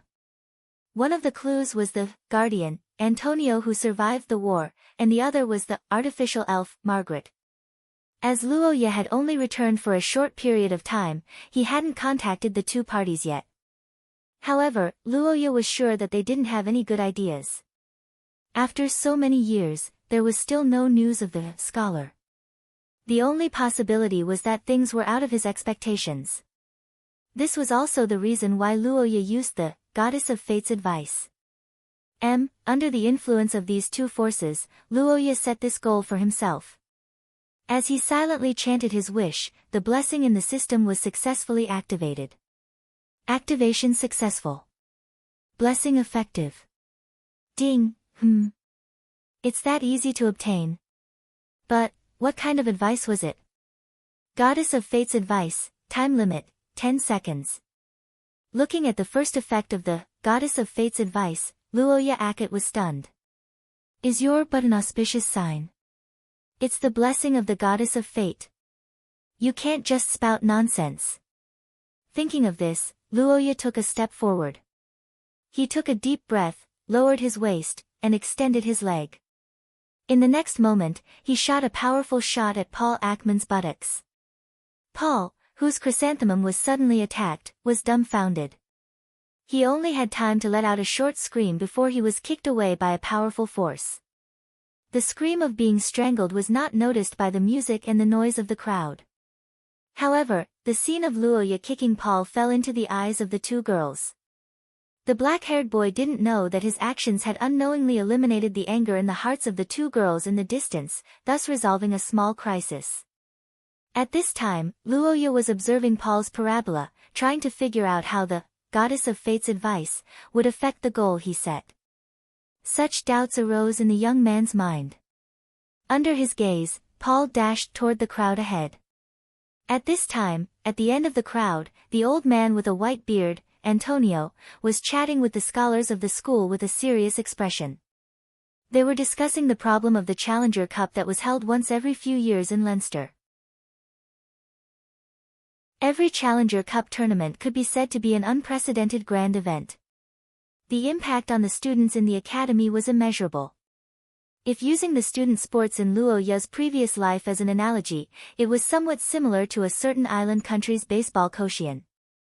But in Shia, in the country of scholars, the Challenger Cup's impact was even greater. After all, in terms of scope, if a sport like baseball was based on all the citizens of a certain island country, then spells in Shia were based on the entire human world. And the winner of the Fierce Spell tournament only represented one thing, and that was strength. In the process, they would burn blood and tears, exhaust their wisdom and courage, and use everything they had to challenge the one and only throne. And the winner would also receive unimaginable fame and wealth. Originally, according to the rules of the previous years, the first years who had no actual combat experience were not allowed to participate. However, the internal and external environment this year was different. Whether to stick to the rules or to break through and innovate, this was a difficult choice, even for these high-level administrators. Seeing that the long discussion was fruitless, Antonio, who was stroking his beard, suggested. However, he did not expect that before his voice died away, a figure had already rushed toward him. At the critical moment, Paul Aikman's figure flashed and descended from the sky. Chapter 367. This year's first-year students were a little unusual. This was something that Dean Antonio had long known. To have so many students that required his attention in one batch was extremely rare even in Antonio's hundreds of years of teaching experience. And the absence of all these talents who had the potential to become the golden generation was undoubtedly a huge regret. Dean. So that's why, did he hear our conversation? Indeed, for Paul, as an illegitimate child, the Challenger's Cup was a once-in-a-lifetime opportunity to prove his worth. It was no wonder he was so excited. Paul Aikman, you want to give us some suggestions, right? It's okay, don't be nervous. As one of the main characters of this banquet, you have the right to voice your opinion. I'm not. Paul, if you don't participate this time, will you have any regrets? This is interviewing my feelings on crusading against the cult. So that's why, these people I don't know are probably outsiders. They might even be the higher-ups of the other Leinster academies. So, this is a competition between the academies. The dean wants to use us to boost his momentum. Got it. Bragging, I can do it. Regret. I'll regret it for life. But you have to know, as first years, there's a certain degree of danger for you to participate. Sigh, the youngsters these days are really something. Listening to the words of the elders, Paul was even more certain of his guess. On the other side, Antonio looked at Paul with eyes full of admiration. The old man smiled and continued to ask. Rivals from the upper years? Security department? Although we're not as strong as the upper years, we have experienced guidance. We can defeat the enemy through experience.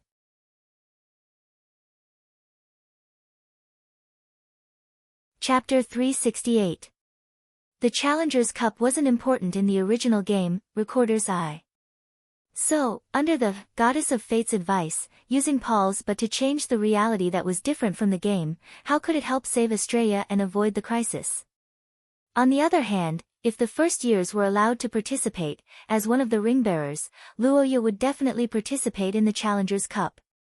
Even if it was according to the ranking of the first years in the school, he would definitely participate in the Challenger's Cup because he was the third in the ranking of the first years. As for why he was third, it was mainly because he couldn't touch the first two. From the beginning of the preliminaries, Luoya's opponents all forfeited without exception. Those who didn't know would think that it was a rigged match. Against Noah Iyer, not to mention the difference between the monarch and his minister, Luoya couldn't bring himself to do it. But it was worth mentioning that Noah Iyer met Xia Luod in the finals. The match was quite fierce, and in the end, Xia Luod admitted defeat when he was at a disadvantage. Both sides stopped at a certain point. Minister, the magma milk ice cream is almost gone. Are you sure you don't want to try one? Looking at Gerlach, who was holding the ice cream that looked like a volcano model, Luoya couldn't help but be slightly stunned. The next moment, his expression changed and he rushed to the cold drink area. Thinking so, the teenager temporarily gave up thinking for the sake of food and began to taste the delicious food. The banquet gradually came to an end in a happy atmosphere. An hour later, in the teacher's dormitory area of St. Freya Academy, Luoya walked alone on the wide road. His final destination was a beautiful two-story building in this area, and the owner was the only teacher Luoya was close to and his pending relative, mentor Chris. It had been several days since he returned from the north, and Luoya's life had returned to the happy and peaceful track. He bid farewell to the death threat of the King of Curses, and bid farewell to the aurora and snow of Aberville. However, there was one person that Luoya didn't bid farewell to, and that was Ai Lizzie. It was Ai Lizzie's righteousness to examine Chris's character and conduct here. This was because once Luoya objected, it would be equivalent to not treating Ai Lizzie as a family member and rejecting her as an adopted daughter. This was something that Luoya, who was very concerned about Ai Lizzie's feelings, could not do. Moreover, as one of the core members of Akate Territory's intelligence work, Ai Lizzie did indeed have the authority to verify the authenticity of the information. Ever since then, Ai Lizzie had moved into Chris's house and refused to leave. Normally, he would take the time to visit her, but today. My bed is broken. Take her to your place. Chris, this short sentence made Luoya speechless.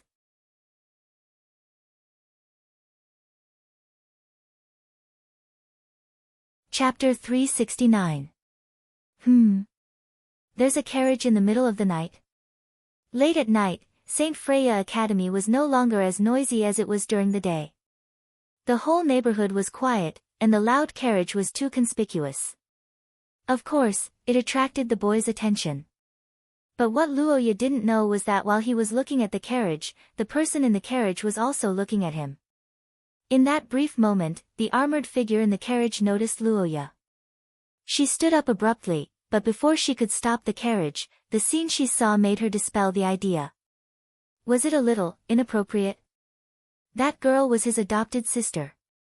But, she remembered that students were not allowed to bring their family members. Williams stopped at this point. The teaching staff went forward and respectfully knocked on the door. After a slightly dull knock, the old man's voice came from the room. When the old man's voice responded, the door lock automatically opened, and Williams walked in.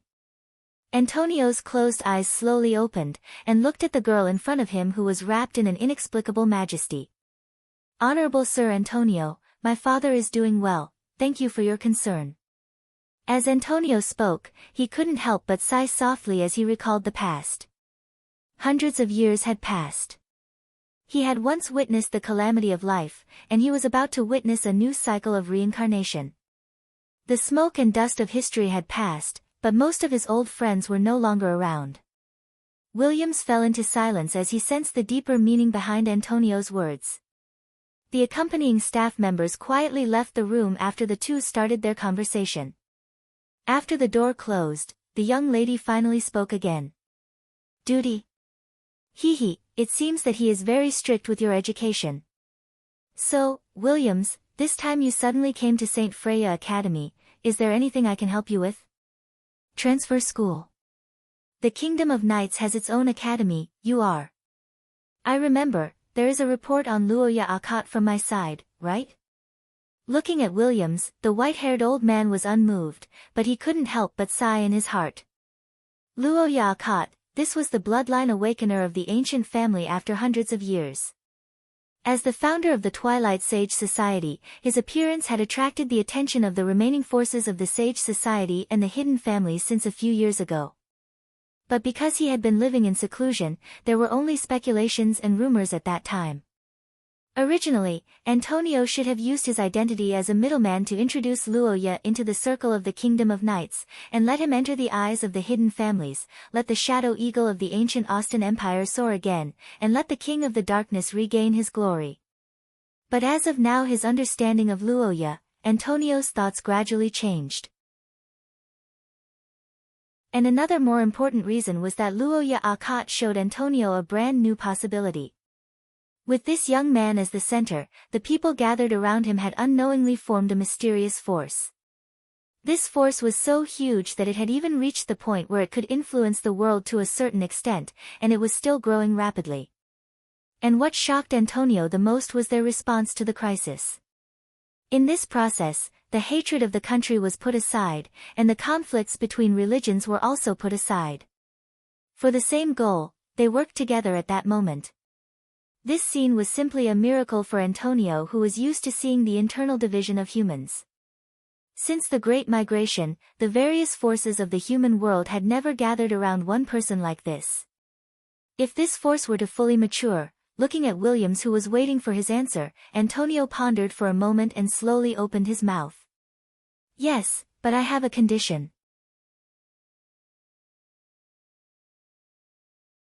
Chapter 370. I say, Ai Lizzie, can you explain why you're in my bed? Old Sama is awake. Good morning. Don't you think you've been using this trick too much recently? Ai Lizzie, don't think you can get away with it. After the two returned to Tsang Hall yesterday, Luoya decided to give his bed to Ai Lizzie in order to let her sleep comfortably, while he himself stayed in an empty room on the second floor for the night. Without a doubt, as a dormitory that hasn't been used yet, the condition of the empty room is definitely not very good. This move is completely Luoya's behavior of spoiling his sister. Old Sama, I'm not familiar with the bed. Although that room is good, I can't sleep. The bed is indeed not good, but Old Sama, I'm familiar with it.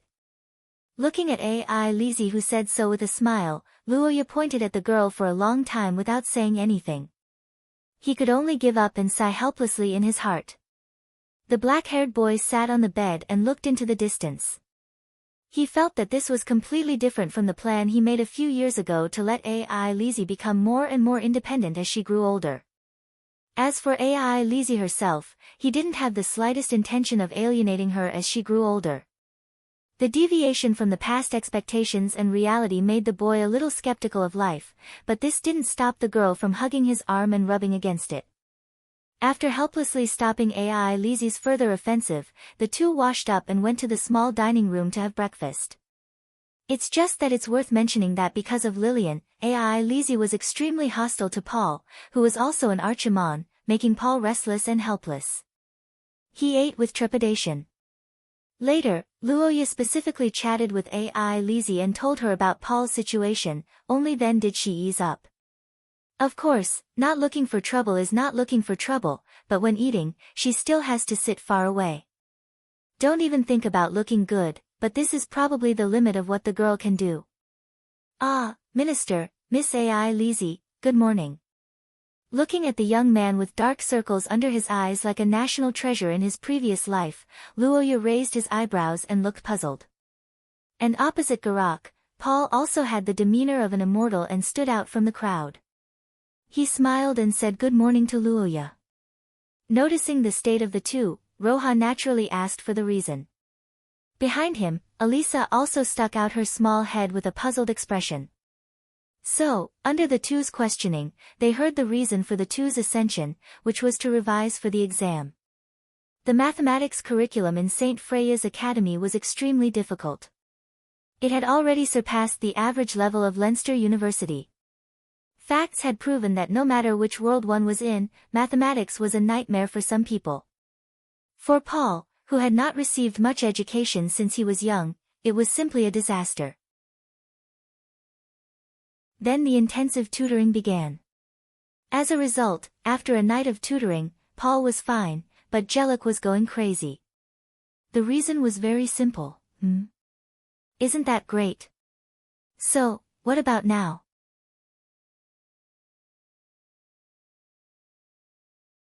Chapter 371. Why do you suddenly want everyone to participate in this? This is not my wish. It's the request of the Dean, Antonio. That's right. Last night, Williams, who was the fastest to travel, went to meet with the Dean of St. Freya's Academy and former member of the Twilight Sage Association, Antonio. This action was originally intended to gain his support. However, what the young lady did not expect was that Antonio did not seem to want them to affect Luoya Akut too much. He even requested for them to transfer schools. As a result, the number of students transferred from St. Fran's Academy in the Country of Knights increased greatly. Teresa was naturally one of them. However, the young lady was not happy about this situation. Instead, she was deeply worried. Therefore, the so-called hidden families were not some heroes living in seclusion in a village. They did not live a miserable life. On the contrary, most of them were famous nobles in Pender, the Country of Knights. As for why they wanted to hide their bloodline, the reason was very simple. Many of the hidden families' bloodline came from other races. While they had great strength, there were also drawbacks. However, what if the bloodline was unstable, had drawbacks, and even violated some of the public morals and common sense of mankind? Under such a comparison of benefits and risks, many families with other races' bloodline began to keep their own situation a secret. Thus, the hidden families were formed. After the Third Era, when Ald was divided into 7 glorious families, without a leader, they began to gradually close themselves off. They became active only in their own circle, and this circle was the Country of Knights. Knowing little about the outside world would easily lead to arrogance. One of the results of this situation among the younger generation was that many members of the Dawn Club in St. Fran's Academy were not ordinary problem children, but super problem children. In the meeting room with the curtains drawn, both sides of the long table were already full. Including Williams, there were a total of 7 people. However, unlike the usual quiet and serious meetings of the mysterious organization, this meeting was unusually noisy. How troublesome. On one side of the table, among the 7 people, a short brown-haired young lady said as she narrowed her eyes. The murderous intent in her eyes could not be concealed. Hearing her words, the black-haired, red-eyed young lady on the other side of the table was stunned for a moment before she happily agreed. Right? That's the former leader's family. If they want to lead us or something, isn't it natural that they are stronger than us? Then the simplest way is to fight, right? Looking at the brown-haired girl, Williams said in a heavy tone. But after hearing her words, the brown-haired girl named Selena didn't remain silent. Instead, she widened her eyes that were shining brightly in the darkness. The combat prowess of that clan's awakened is known to all throughout history. Moreover, just the fact that they're awakened from the Akut clan is enough to make them qualified to lead us. Their previous clan, the Arde clan, had many achievements. Juliana squinted and licked her lips, interrupting Williams and caressing her cheeks. Upon hearing her words, the Pender nobles began to get restless. You're right. If that's the case, we might as well make our move during the school transfer ceremony. Kill him, or...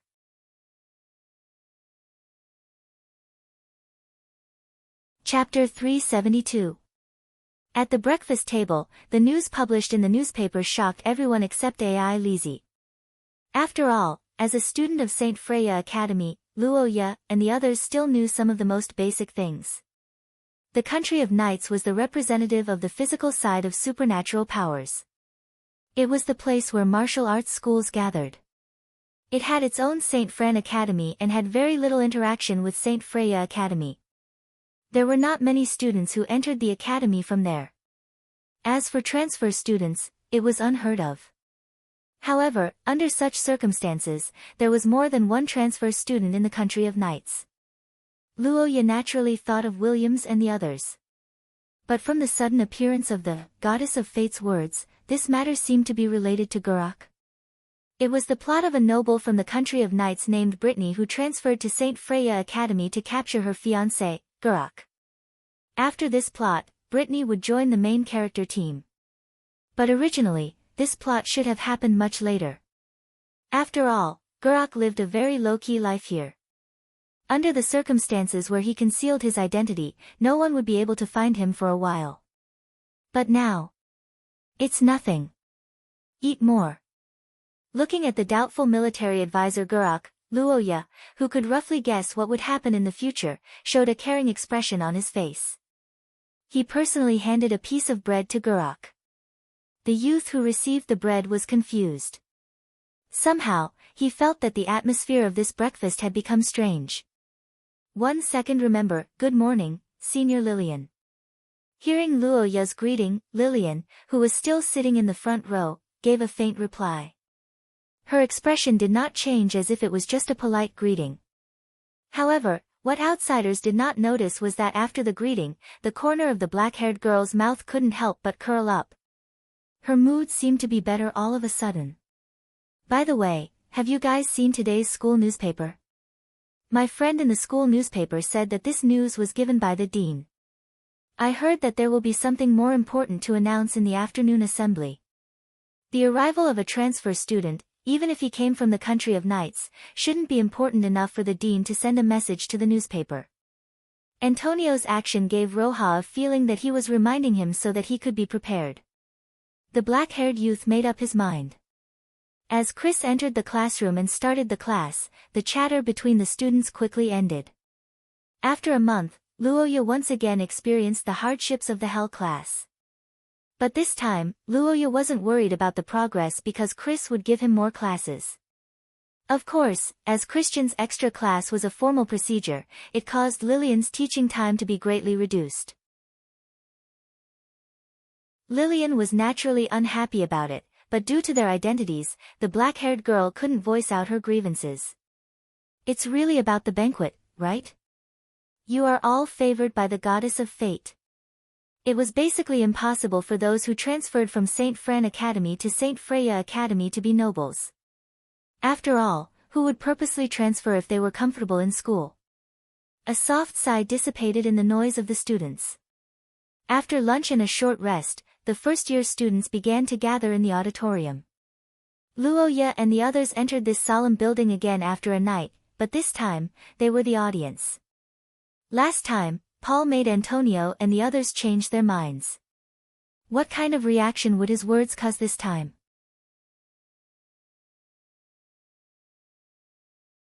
Chapter 373.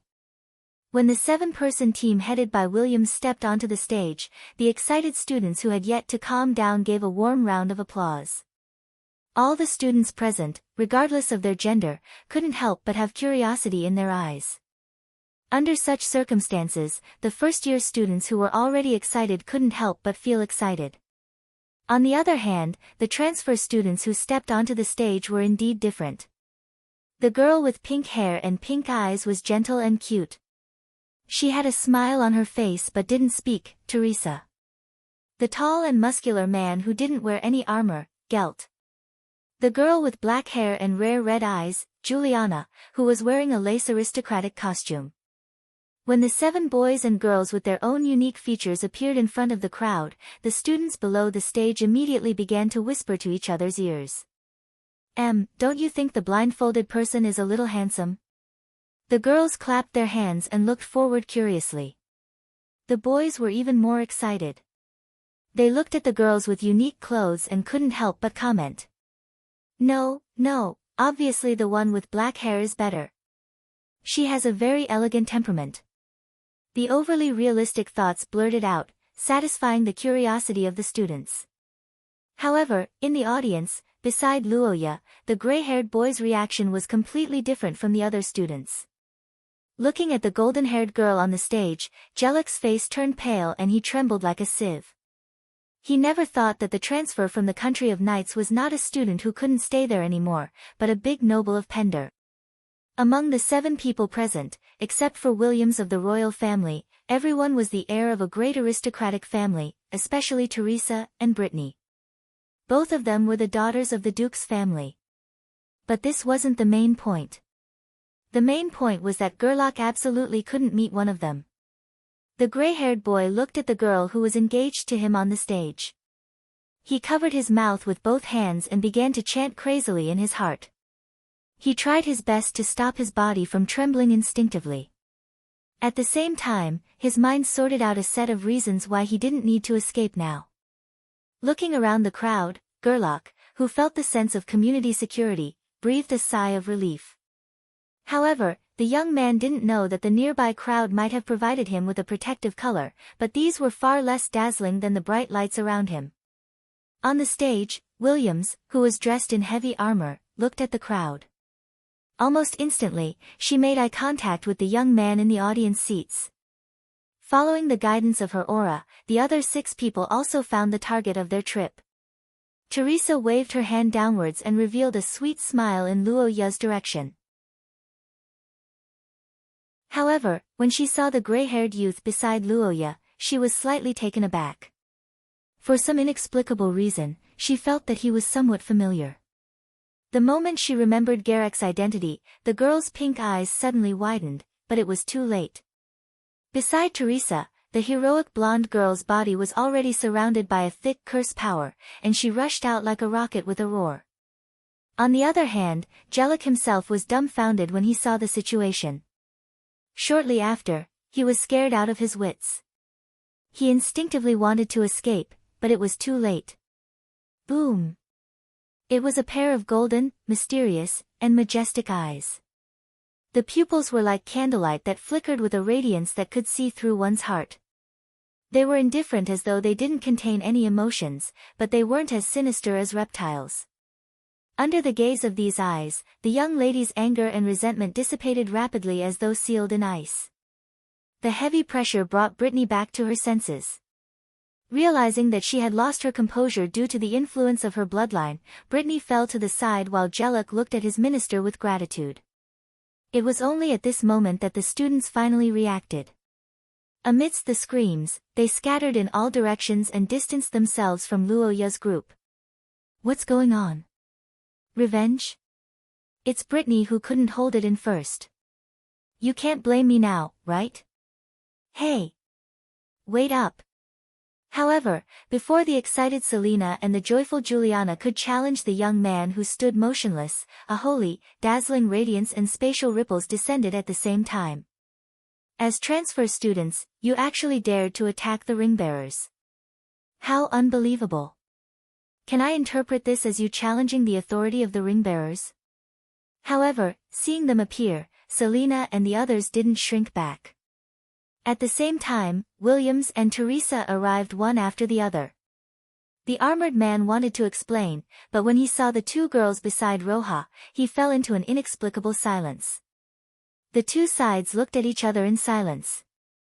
Only the aura of the curse grew stronger and stronger. On the seemingly forgotten ceremonial stage, the white-haired elder gazed at the 2 parties with a glint in his eyes.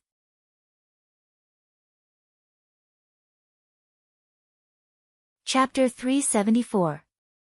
Inside the auditorium, with the black-haired young man and the armored Williams as the center, the 2 major factions glared at each other with swords drawn.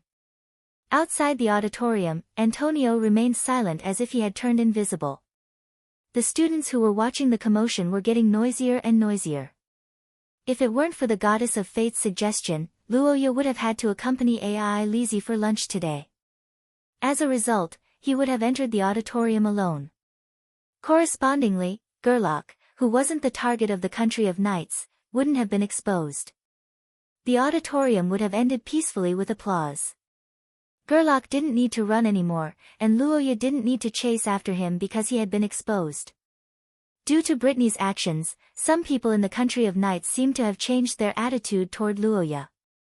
Brittany's loss of control was similar to a broken window effect.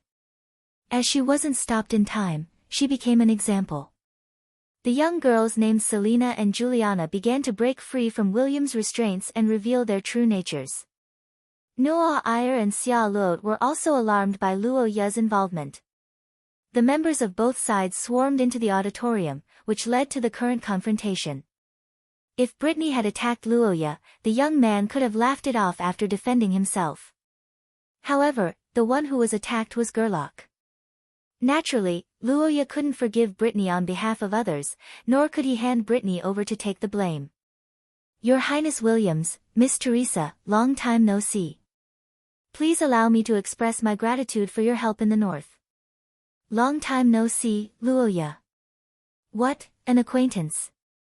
Your Highness Williams, some of your members were too excited about transferring to another school, which led to some misunderstandings between our friends. I don't think this was the country of Knight's intention. What do you think? Williams apologized politely, which made Luoya sigh in relief. However, before the young man could rejoice, the armored figure suddenly looked at Noah Iyer and Xia Luot with hostility in his tone. What? As everyone knows, the country of Knights believes in strength. Although we are now in a foreign country, we have no intention of listening to the instructions of the weak. Only the strong can gain our respect. We haven't fought yet, so I don't know about these things. With William's sudden provocation and his public declaration that he would not listen to the ringbearer's declaration, the audience was in an uproar. Noah Iyer took a step forward and asked with an angry smile. Xia Luot reached into his arms and grabbed the bottle containing the golden soul. So, we can go now, right? I've been waiting for a long time. As a warrior who pursued battle and slaughter all year round, Selena was always interested in the strongest of her enemies, just like Miss Angel who was overflowing with curses. However, before she could launch her attack, a sudden heavy pressure mixed with a bone-chilling coldness suddenly appeared from the side. When the young lady turned her head and focused on Luoya, the black-haired young man looked at her for the first time.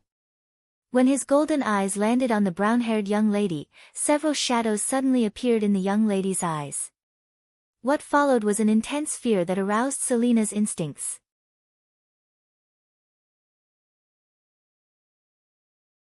Chapter 375.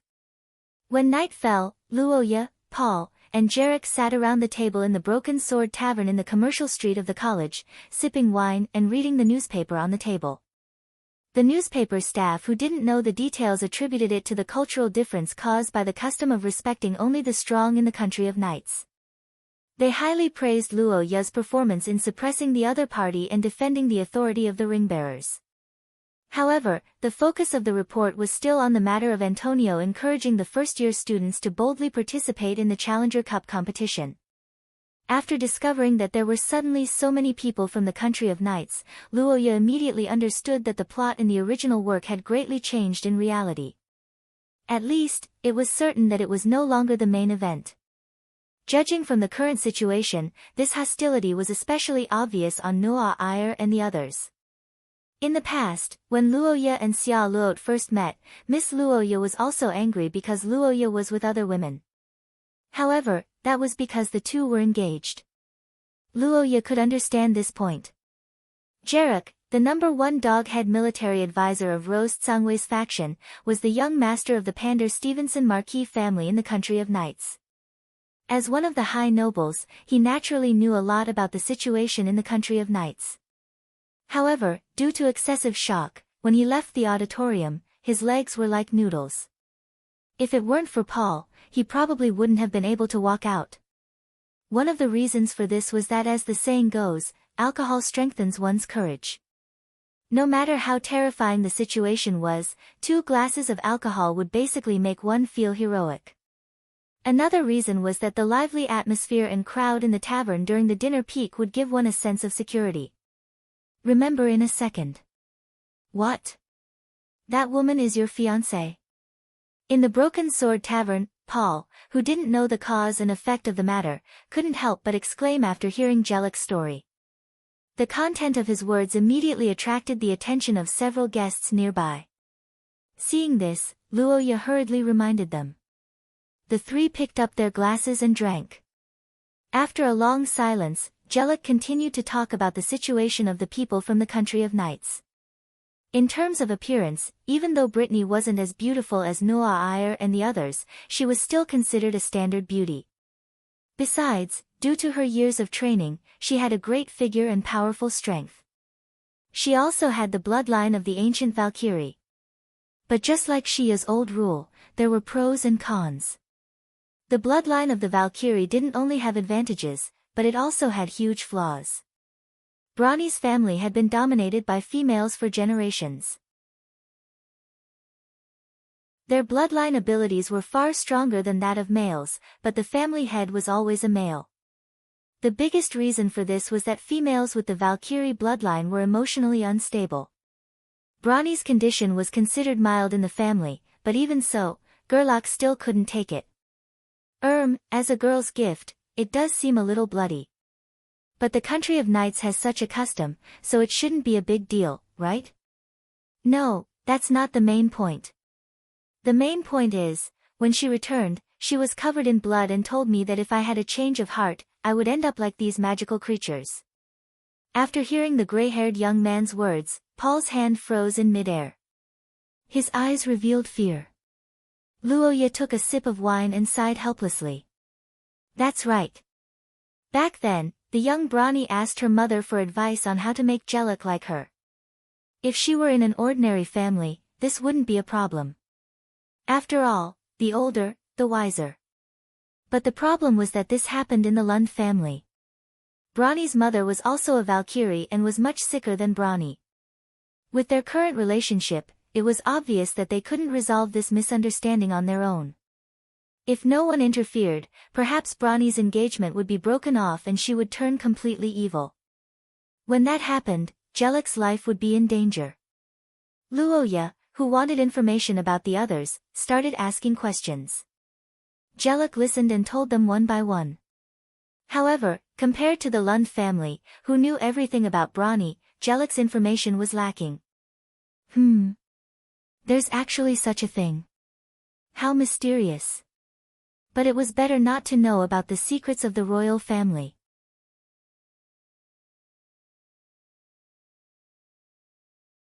Chapter 376.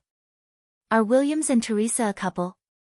Putting aside the fact that there were so many outsiders this time, the last time Luoya met them in Aberville in the north, it was a real accident. At that time, Williams and Teresa still didn't take off their armor, and the two didn't have any intimate actions. Even when they left, it was Williams who put his hand on Teresa's shoulder. Such a thought flashed through the young man's mind, but he didn't say it out loud. He picked up the wooden cup and took a sip of the sweet and malty beer. After ordering a portion of nuts and a portion of jerky to go with the beer, the three of them continued their discussion. Luoya thought for a while and remembered the girl with black hair and red eyes in the country of knights. Gerlach showed a distressed expression when he heard the words. He thought for a while and said, as for Juliana herself, she usually doesn't appear at banquets. She only appears at night. I heard that it's because she's afraid of sunburn. I don't know her extraordinary strength, but generally speaking, she's easy to get along with. Listening to Gerlach's introduction, Luoya's face showed an expected expression. He, who was familiar with history, actually had some ideas when they met. After hearing Gerlach's introduction, he was even more certain. Legend has it that the blood race was born from the blood of Shia. There were also rumors that the blood race was born from the blood of Shia. But no matter which version, it was inseparable from Shia. In this world, having a relationship with Shia basically represented a noble birth. In fact, some human scholars believed that humans were blood race who had lost their abilities after degeneration. Thinking of this, Luoya shook his head and began to recall the brown-haired girl who left the deepest impression on him. He remembered that her name was Selena. That girl was undoubtedly very conspicuous, but it wasn't because of anything good, it was because of the beast-like killing intent. Selena is the daughter of Count Batet. In fact, our relationship is not bad. We have met when we were young, but Selena wasn't like this at that time. Luoya raised his eyebrows and asked.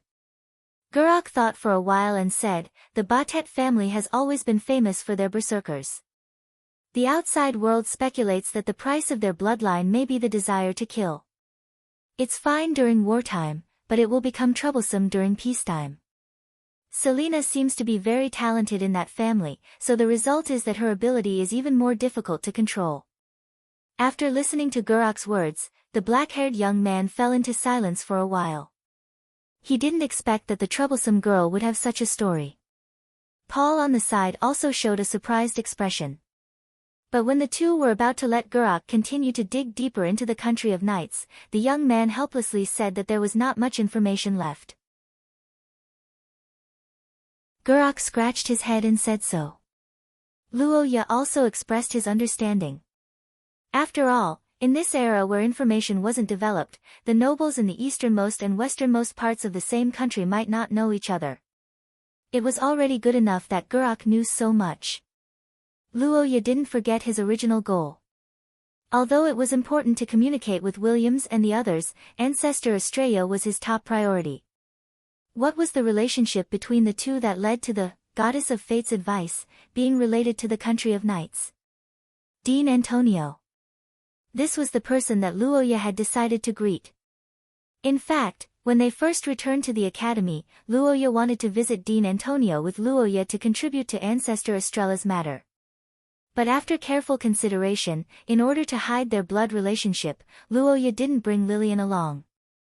Strolling through the campus at night, the black-haired young man entered the office building where the higher-ups of the academy were located. After showing the ring on his finger to the staff, the special treatment of the ring-bearer in St. Freya Academy played its role.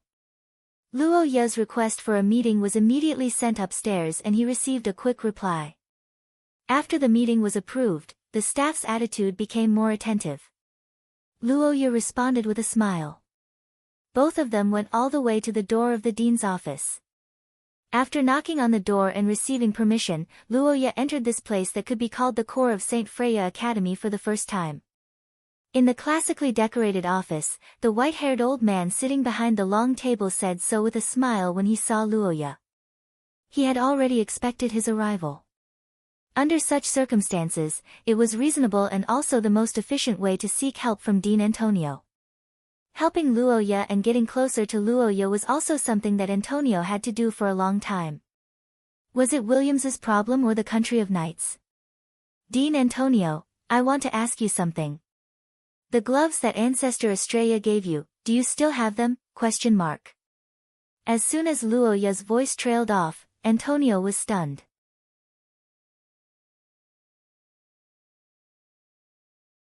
Chapter 377. Antonio's current mood was very complicated. Antonio was too careless. He didn't dodge and was hit on the spot, leaving him dumbfounded. After his mood eased a little, Antonio couldn't help but feel enlightened. He could only advise him to take care of himself and reflect on it. Don't play these tricks. When it comes to exposing the dark history, harmony is the most important thing. After the initial shock, Antonio immediately thought about how Luoya knew about these things that even he had almost forgotten, as well as his teacher, Estrid. After a detailed consideration, the old man came to only one conclusion, and that was the legendary bloodline ability of that clan. 400 years ago, a member of the Dusk Sage Association, codenamed Guardian, told me. After listening to Luoya's answer, Antonio's face revealed a wry smile, but at the same time, his mood was lifted because after Luoya experienced that period of time 400 years ago, the biggest communication barrier between Antonio and him disappeared. Assisting in awakening a powerhouse of unknown origin, no matter who it was, this kind of thing would be very cautious. After all, if the awakened powerhouse was an extremely vicious person, then it was likely that it would cause a great loss of life. But if one had a certain understanding of the other party and could confirm that both parties were related by blood, this kind of thing was much simpler. I'm here to ask you, Guardian, Antonio, my ancestor, Estrid, what's the situation now? Is the problem she's facing related to the remaining forces of the Kingdom of Night Sage Society? After listening to Luoya's question, the white-haired old man sighed and said so. He couldn't help but reveal a little sadness on his face. After thinking for a moment, Antonio slowly told the truth of the matter. What? In Leinster 400 years ago, without Luoya presiding over it, the morale of the Saint Heroes Society was very low. In fact, it didn't last long at all. After the Saint Heroes Society's forces were eliminated, the Brotherhood of Redemption launched a siege on the inner city. At that time, the battle was very tragic, and the defenders suffered heavy casualties. The battle that followed was a nightmare that haunted the old man for hundreds of years. The shattered city, the fallen comrades, and countless ordinary people were scattered in the aftermath of the impact of Pulist's curse power. At the end of the battle, it was the scene of Estrid fusing with Chaos Dream. But it's a pity that even the attack of such a shameless person was unbearable for the fragile, Chaos Dream. At that time, Madame Estrid, who was severely injured, took the initiative to fuse with the Chaos Dream, in order to protect this treasure that concerns the future of mankind. She used her Dream Demon attribute to restore it automatically at daybreak, but because of that, she fell into an eternal slumber. After this battle, Leinster was almost reduced to a dead city.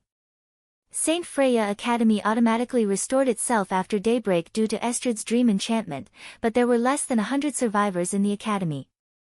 And of course, the tragedy of Leinster had a profound impact on the history of mankind. For that reason, the Human Alliance had even stopped their counterattack against the other worldlings, setting up a special investigation team to hunt down the cultists in their ranks and carrying out a great purge. Due to the terrible impact of the Leinster tragedy, the name of the Lord of Curses, priest, had been erased from history. Hundreds of years had passed, and there were very few who knew the truth of that incident. After hearing the whole story of the tragedy of Leinster, Luoya asked Estrid about the reason why she couldn't wake up. The answer he got was that Estrid's behavior wasn't within the plan, which left the artificial elf, Margaret, at a loss on how to deal with it. At that time, the other reason was the opposition from the Twilight Sage Association. However, in the face of so many difficulties, Antonio didn't give up. In order to save his mentor, he devoted himself to studying Chaos Dream for hundreds of years. As his research deepened, he finally came up with a feasible solution. The blood of ordinary Akit tribesmen is useless. They are very different from the Arde family from 1,000 years ago. Only the awakened bloodline that is closer to the origin will work. That's right, that's you.